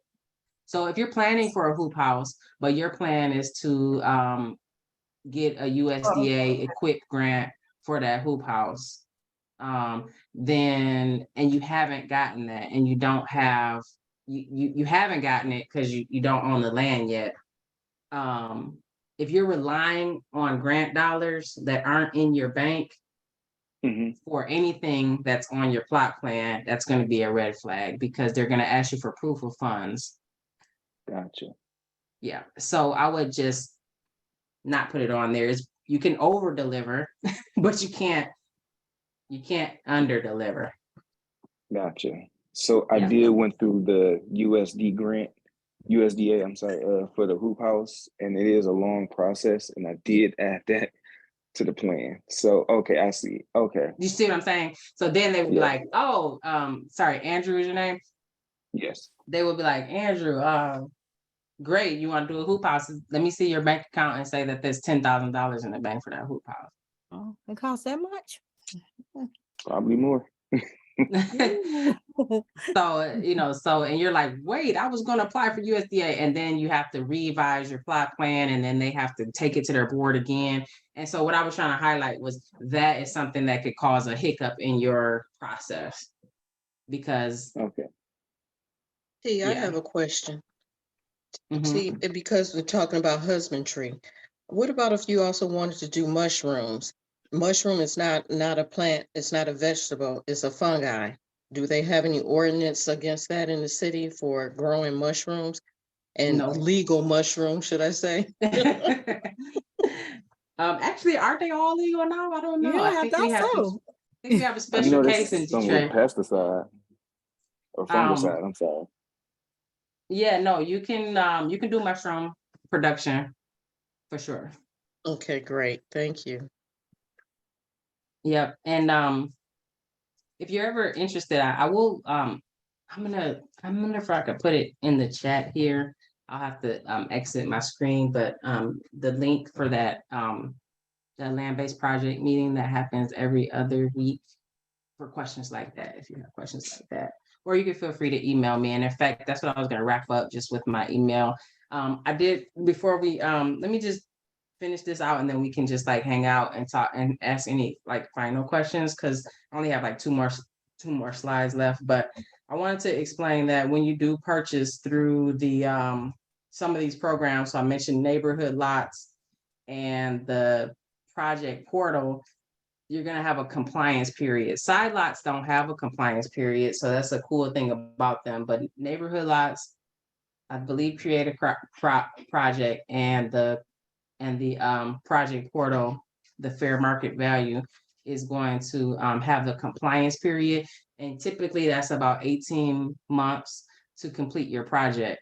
And so in your purchase agreement, it's going to look like this. It's going to say your compliance period means that you need to give them updates, like every 30 to 90 days, and it'll lay out the conditions of that in your purchase agreement.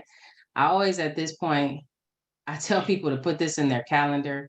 It's very important. If you don't do these updates, they also have with a reconveyance deed, which is baked into your purchase agreement, that makes it easy for them to take the land back if you do not make these updates or do the things that you're supposed to do on here. So most of this is just checking in with them, sending them a picture, telling them where you're at.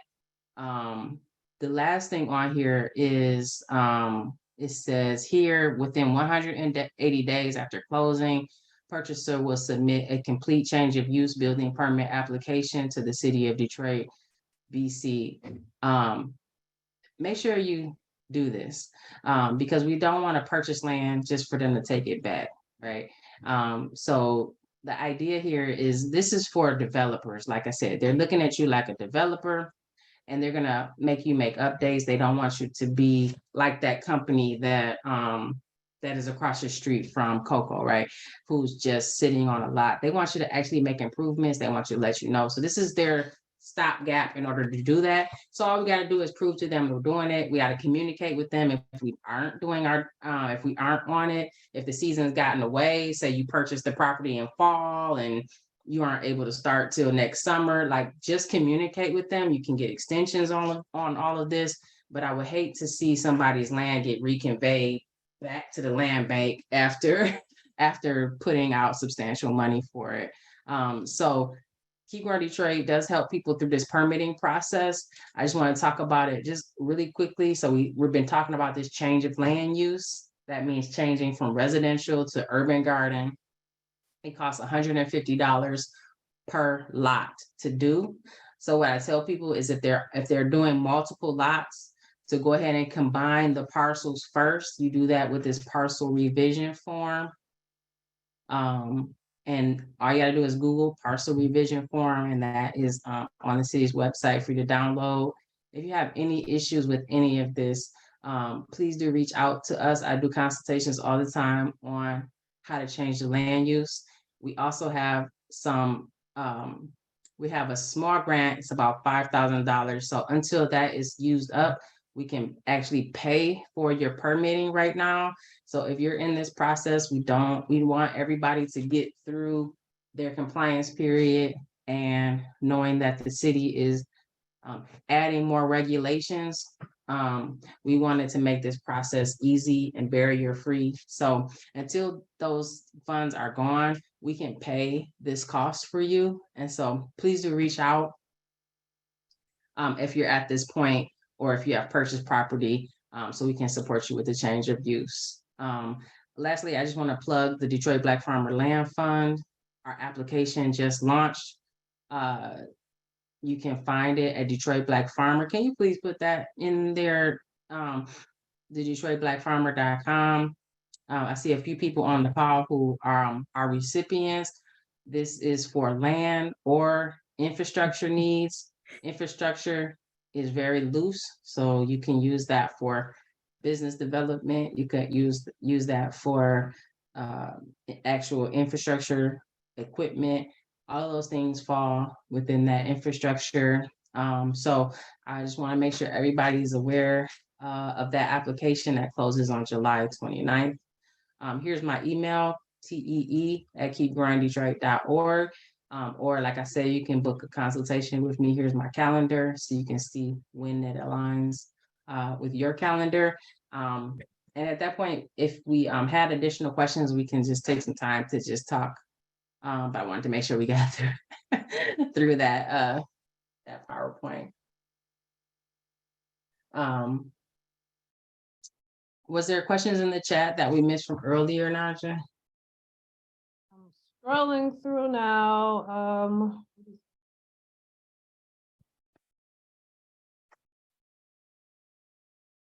Patricia asked, if purchasing land, can the land be put in a trust after purchasing?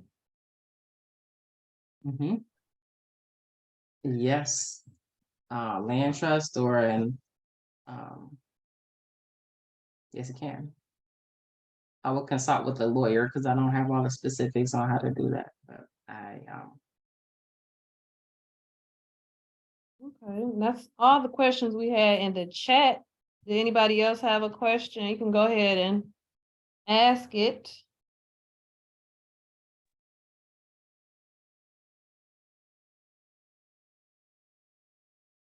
all Is the right. recording gonna be emailed out?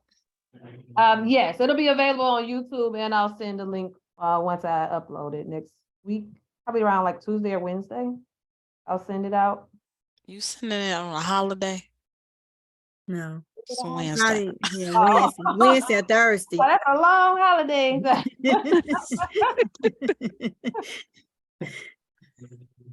Thanks for that. Yeah, no working on July 4th. No. Celebrate. Wow, we got out of here early. That's awesome. Thank you so much. Yeah. Oh, I absolutely. have one quick question. Sure. I was asking in the chat, because I was kind of in and out, I was working. So the links that you shared, are those just for the land or were those for property as well? To search property. Yeah, that map, that land, that map that we had up is you can search houses and land. And what was that one? It was like Rio grade or something. I don't know. I was working, so I really was in and out.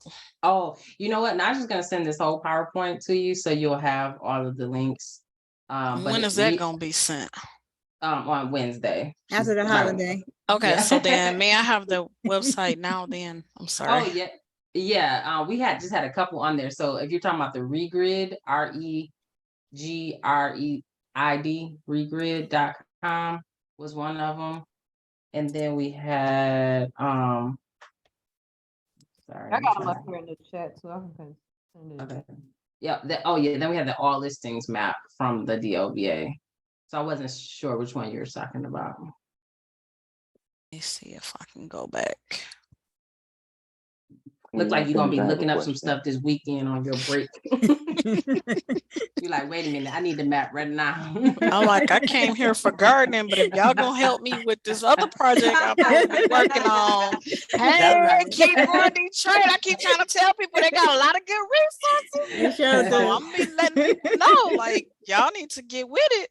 Now, if you're a gardener and you're looking for a house, I mentioned those marketed properties on the land bank. They have houses with like 3 or 4 lots on there, all bundled together. So you may want to check it out. Yeah. I didn't know that. I missed that part. That's awesome. Yeah. I love land. Now, like, I just got to find somebody that's going to cut the land if it's not completely turned into the garden. And it happens. You can get volunteers. I have a quick question. Sure.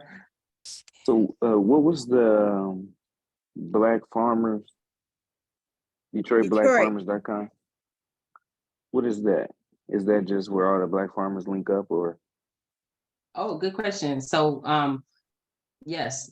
So we have a program called the Detroit Black Farmer Land Fund, which helps. Okay, that's what I did. Yeah, which helps Black farmers purchase land in the city of Detroit, Highland Park, or Hamtramck. We help with capital investments for your farm, both land and infrastructure needs. Yeah, because they donated me 2 benches for mine. I got 2 benches from y'all, the Detroit Land Fund. Mm-hmm. So I applied, but they I made a mistake and sent my resume and put inside the community engagement plan. So what is the community engagement plan? So it should be linked on there, but this is actually new this year because we have had a number of cases where people purchase land and they have neighbors upset with them. We've had a couple cases where two farmers were in dispute over a property. This is our attempt at making sure that you've done your due diligence to talk to your neighbors, to understand who your district manager is, to reach out to some of the local at least know who's in your neighborhood. So it's a document that we have that you just need to fill out and upload it to us. So if you're applying to purchase land, we want to know, do you know the neighbors near you? Do you have you researched the area at all? This is our meager attempt to stay away from some disputes that we were seeing a pattern of. Yeah, so that's the thing. I don't know if you have connection with this, but it just won't open for me. It keeps sending me the Google Docs and then a blank document. Okay, let me before we get off the line, let me see if I can help you with that. Okay. I'll pull it up right now. And this was emailed me. It was emailed from the Detroit Black Farmers. Yeah, land fund application. I don't know who sent it. I gotta see. Oh yeah, it was just somebody from the Detroit Black Farm. Okay, I'm looking into that right now, but if there are any final other questions, while I'm looking Yes, that up, we I can try do. to address those. Let me see if I can find that. That's weird. Okay, so if you all help people with benches and other things, so can the nonprofits apply for this grant resources? Yep, you can apply as an individual or a nonprofit. Oh, cool. Thank you all. And Right? Guys hear me? application is due on my nephew's birthday. And then also you said that Keep Growing Detroit has some funds available as well. Does that work kind of the same way? Keep Growing Detroit has a number of programs. So, of course, the Garden Resource Program for seeds and plants. We have a water catchment program that opens in April. The application opens in April. We do limited support with hoop houses and applying for the USDA. And then the specific money I was talking about was the money for change of use. So that's once you've already purchased your land and you're ready to get your permit. That cost is $150, and we can waive that for you. We can apply for the permit just like a contractor would apply for your permit with you. Okay, thank you. Yeah. I think somebody else said a question. Yeah, I don't know if you guys can hear me. Can you? I can hear you. Oh, I can't believe I got my mic to work. I did apply for the Black Farmers Land Fund, but after hearing this conversation, I put a 2,400 square foot pole barn on there that's being funded through the Detroit Development Fund. I don't have the funds yet. Did I make a mistake? Should I take it off? Will that impact my chances of getting funding through the Black Farmer Land Fund? I'm thinking I made a mistake putting it on there. I'm not quite understanding. So your barn is being funded by someone else, but you want money from the Black Farmer Land Fund to do a different part of the project? I wanted to secure land. Okay. But the Detroit Development Fund is funding the pole barn. Oh, and you're applying for money to buy the land. Yes, so that's no problem at all. Thank you. I'm sitting here saying maybe I should scratch it off and resubmit my plot plan again. Oh no. So our plot plan is the least stringent of them all. We just want to see that you have a design in mind. I'm not the land bank. We aren't BC'd. when you submit your plot plan to land bank and BC, then it's going to the city. Okay. We just some people that's trying to help some people, right? Right. So Okay. when it gets to the city, then they're a little bit more stringent about what they're trying to see. Yep. Okay. And then to Andrew, here is the if you have the application open, it looks like this. And then if you go here to your community engagement plan, you're gonna click here. It's gonna ask you to make a copy so that everybody's not printing in the same thing. So you're gonna make a copy. And then it's gonna pull up your piece of paper, basically. So this is the community engagement plan that we're asking. That it's just a checklist of things. So if you're asking to purchase land, have you talked to some of the neighbors within 500 feet of the project? So that should be just like who's right around you. Is if there's a side lot, we want to know, do you know like some of these people? Who's your district manager? This is just an exercise of getting to know your neighborhood, basically.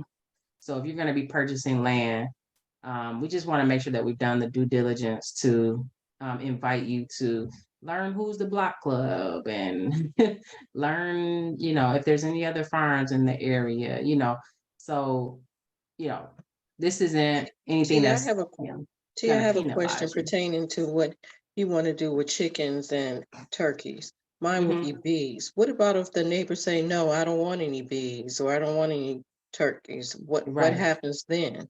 Right. And that's when,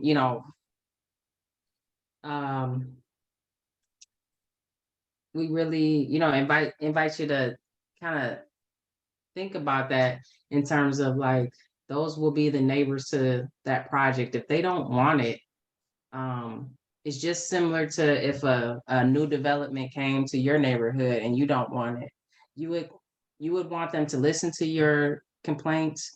And it may be that you might want to pick a different property, or talk to that person about their concerns. What are your concerns? Are you concerned, are you concerned that you'll get stung by bees? You know what I mean? Like talk through them and maybe educate that. But if you've done all of that and they're still really against it, I would really reevaluate that property, only because in the long run, this is something you're about to own for years and years and years. In the long run, you don't want to go into a situation making enemies. You know what I'm saying? And so, start with some education, let them know all of the things that you're doing. Because like the new ordinance for bees in particular, like, right, they call for certain distance from the homes. They call for, what do they call that? The flyaway swarm guards or whatever. Right.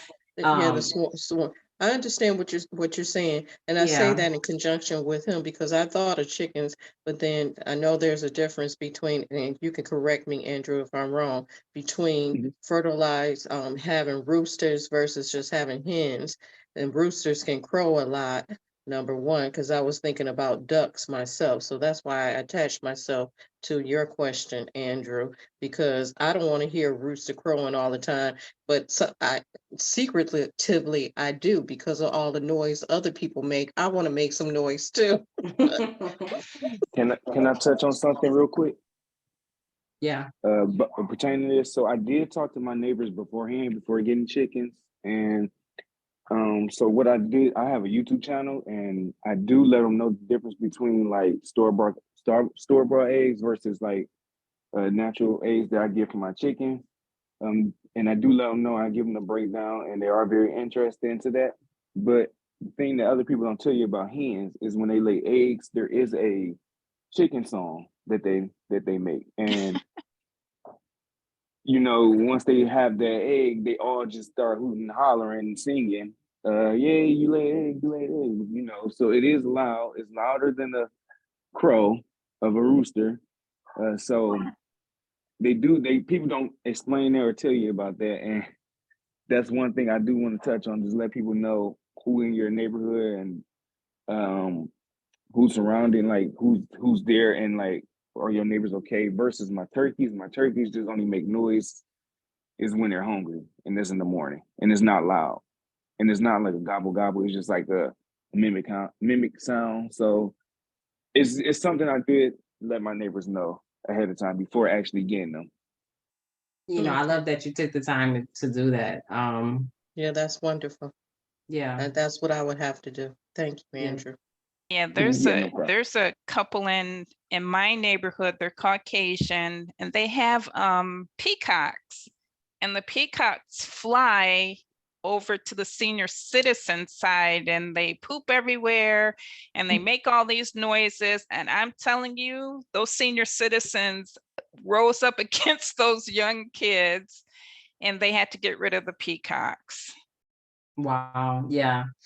Yeah. And see, yeah, that's when we really gotta dig deep and kind of check ourselves, because even though we know we're doing something, you know, good in our heart, right? Like we're just planting vegetables, or we're just doing, you know, like if your neighbor has a big problem with it, we need to, you know, do that education, like Andrew was saying. And then, you know, kind of respect, all we can do is respect that, you know. So I'm so happy you did that. Can you drop your YouTube page? And I want to learn about the chicken songs and learn more about your farm as well. If you don't mind, I want to check out your YouTube page. Oh yeah, I can do that. Awesome. One other thing about the taxes, it seems as if you're going to city council by yourself to battle the taxes on side lots and vacant lands that may be farms. Are you doing this by yourself, or are you calling on people to join you?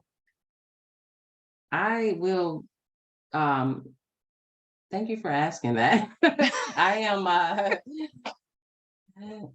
am trying to strategize around it, honestly. I know that it concerned me, and I'm like, let me get ahead of it before it's written policy, because it's easier to create the policy and bake us in there than to, you know, have the policy written and then try to change it. And so I was like, let's get ahead of this. And I was there's a working group. From what I know, there's a working group that's going to be working on the policy, and I'm trying to either be in that working group or know the people who are in the working group. So I'm not going to council yet. I'm just working strategically on the margins right now. There's a few people that I know at the city that I'm talking to about, and I'm just trying to I did have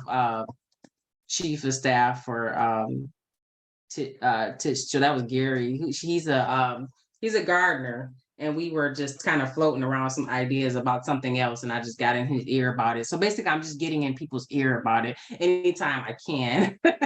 And I'm like, what we gonna do about this land tax? What's going on with this land tax? And so I'm just bringing it up to a bunch of people so that we can complain. And when the time is right, I am definitely going to reach out to all of the people I know, including all the GRP members. Okay. To fight this thing if it gets to that point. Yeah, I think another good contact person is what is her name? Rashidi. She's on Congress. Rashida Tlaib. Yes. Get her on board, because she's furious over what Detroit is doing. That's a great point, because I think it does have to go to the state to change tax law. So having some, yeah, that's a good point. Well, you can count me in on whatever you're doing. Let's fight. I know. I mean, how are the 5 richest people in the city going to get $60 million in tax breaks? Right. And then you're going to turn to the little people and charge them more for just little pieces of land. I think it's pure crap. Yeah. That part. Right. So you got my support too, T. Yeah, let's do it. Yeah, I'm working on it. So I'll be. Please keep all of our emails and let us know, those that are still on and want to hear what you have to say, because I would be interested. Yep, absolutely. Absolutely. And you know, if you have relationships with district managers or council people, like I do, just get in their ear. Like, Mhm. hey, I heard the mayor's trying to do this. I don't agree with that. You know, how do you think it's going to impact us? You know, just have those conversations, because when they're at the table, they're going to remember, oh yeah, Miss Powell said, you know. Yeah, they're Yeah, gonna but remember me. yeah, I work for the city. I don't know if they have. only one city council member turned it down. Everybody else has voted for it. Oh, Only one city council member is against it. who was it? Do you know? I have to find the article. Just Oh. one. It makes me so mad. Yeah. I it makes hope me it was so my mad. councilwoman. Huh? I hope it wasn't nobody from District 4. Uh, Yeah, that's what I was meeting with this morning, District 4 Chief of Letitia Staff. Johnson. Her Oh, Chief of Staff, Gary. no comment. T, I didn't know it had went to council, so let's see. I want to find that article you're talking about. Yeah, I'll send it to you. I bookmarked all of that stuff. I was furious. It even has a video on it as well. Yeah, I'll look at the chat and see if you find that article. But Okay. Let me look for yeah. it. T, before I get off the line, I'm kind of changing the subject a little bit, but I would like to know, is the Detroit Black Farmers, and I used to know them and be affiliated, tried to do a program with the American Heart Association to do the farming, you know, having the kids go out to the farm to know where their food is being grown. But I would like to know, is there any type of affiliation with the Black Cowboys? I don't think Ooh, you they made a be connection with them. Mm. That's an interesting connection. We do so there's a Black Farmer Land Fund in New York. We started at the same time in 2020, and we are having, you know, developing our relationship with them. There's a Black Farmer Land Fund in Oregon. Everybody says I say that wrong. Oregon. So I don't y'all know. just started during the pandemic. Mm-hmm. Oh, okay. Yeah, we started in 2020. Okay, The only Black Farmer Land because Fund. my cousins, and they're older, they're my mother's first cousin, they were part of the Black Cowboys, and that just popped up in my head just now, and I saw that there was some female who she's been doing a lot of rodeo shows. She was doing the circuit of the TV, you know, TV station personality, a black woman for the Black Cowboys, and I was just interested just to find out, what are they doing? Do they have any programs, you know, in affiliation? Because we know that they weren't getting the funding during COVID as the white farmers. Oh, wow. Farmers were getting money. Yeah, actually, Stabenow and Vilsack, who is over the USDA. Vilsack is you know, he's important because he was over the USDA when the Black farmer lawsuits went in. So his name is on those lawsuits. Is Glickman versus Vilsack, I think. Anyway, don't quote me on that. But anyway, they were in town the other day, and I had the opportunity to speak with them, and I brought up that land tax issue. I know. I brought up that. I brought up the issues within the USDA in terms of getting money from them, how difficult it is. Yeah, we had some good conversation. So, I mean, not to say that, you know, anything will change necessarily, but the more people that complain about it, the more it starts to sink in. And I am starting to see some small incremental changes in the USDA. So I don't know, but that's a great idea with the Black Cowboys. I'll definitely look into that. Appreciate that. Right. Now, I'm not just sure with- who was saying that, but or asking about it. But if you're speaking about the Black Cowboys that's at Rouge Park, if you reach out to them, they, you know, may be interested in working with you. Oh, So, yeah, Buffalo Soldiers there. Is that Correct. something different, Oh. or is that the same thing? I'm sorry. Correct. I think, I don't know if they're I don't know if they are cowboys in the formal sense, like she was talking about in terms of like rodeo shows, but they are like those No, I retired. meant as farmers, then they call themselves cowboys because they do the shows, but they're black farmers as well. And they have farms that they weren't getting funding during COVID, just that maybe can piggyback on your cause, our cause. You know, there's another outreach program for grants or whatever type of assistance or resource or support. Yep. Yeah, it's a great point. And the Buffalo Soldiers here in Detroit, they give manure away to gardens if you're interested. I know they do that. Anna, I saw your comment and appreciate your support of the Black Farmer Land Fund. And I do want to let you know, very proud, we have purchased 53 53 applicants have purchased property through the fund. And so really, really proud of that. So appreciate your donation and your support to that. Yeah, we making moves. Mhm. It is awesome. Yeah.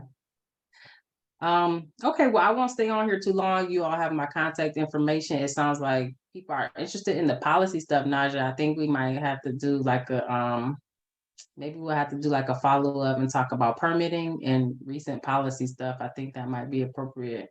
So let's sidebar about that. Maybe they said that working group is supposed to happen in July, and maybe by the end of July we should know a little bit more. So maybe we circle back, do a permitting thing, invite BC, get them in, and talk a little bit more. I appreciate everybody joining and staying on so long to talk and wrap it up. You know, I'm thoroughly excited about more Detroiters purchasing land in the city of Detroit, and not speculators like those companies that just want to buy land, buy land and sit on it. So I appreciate you guys' time and thanks for joining us tonight. Thank Thank you you. for this Have a meeting. good you. night. Thank you. Have a Thank good you. Good night, everybody. Take Night, care. everybody. Have a Thank good you one. all. I'm excited about y'all's success and keep growing Detroit. Yeah. All right, have a good night. Thank They you. go, I'll get it.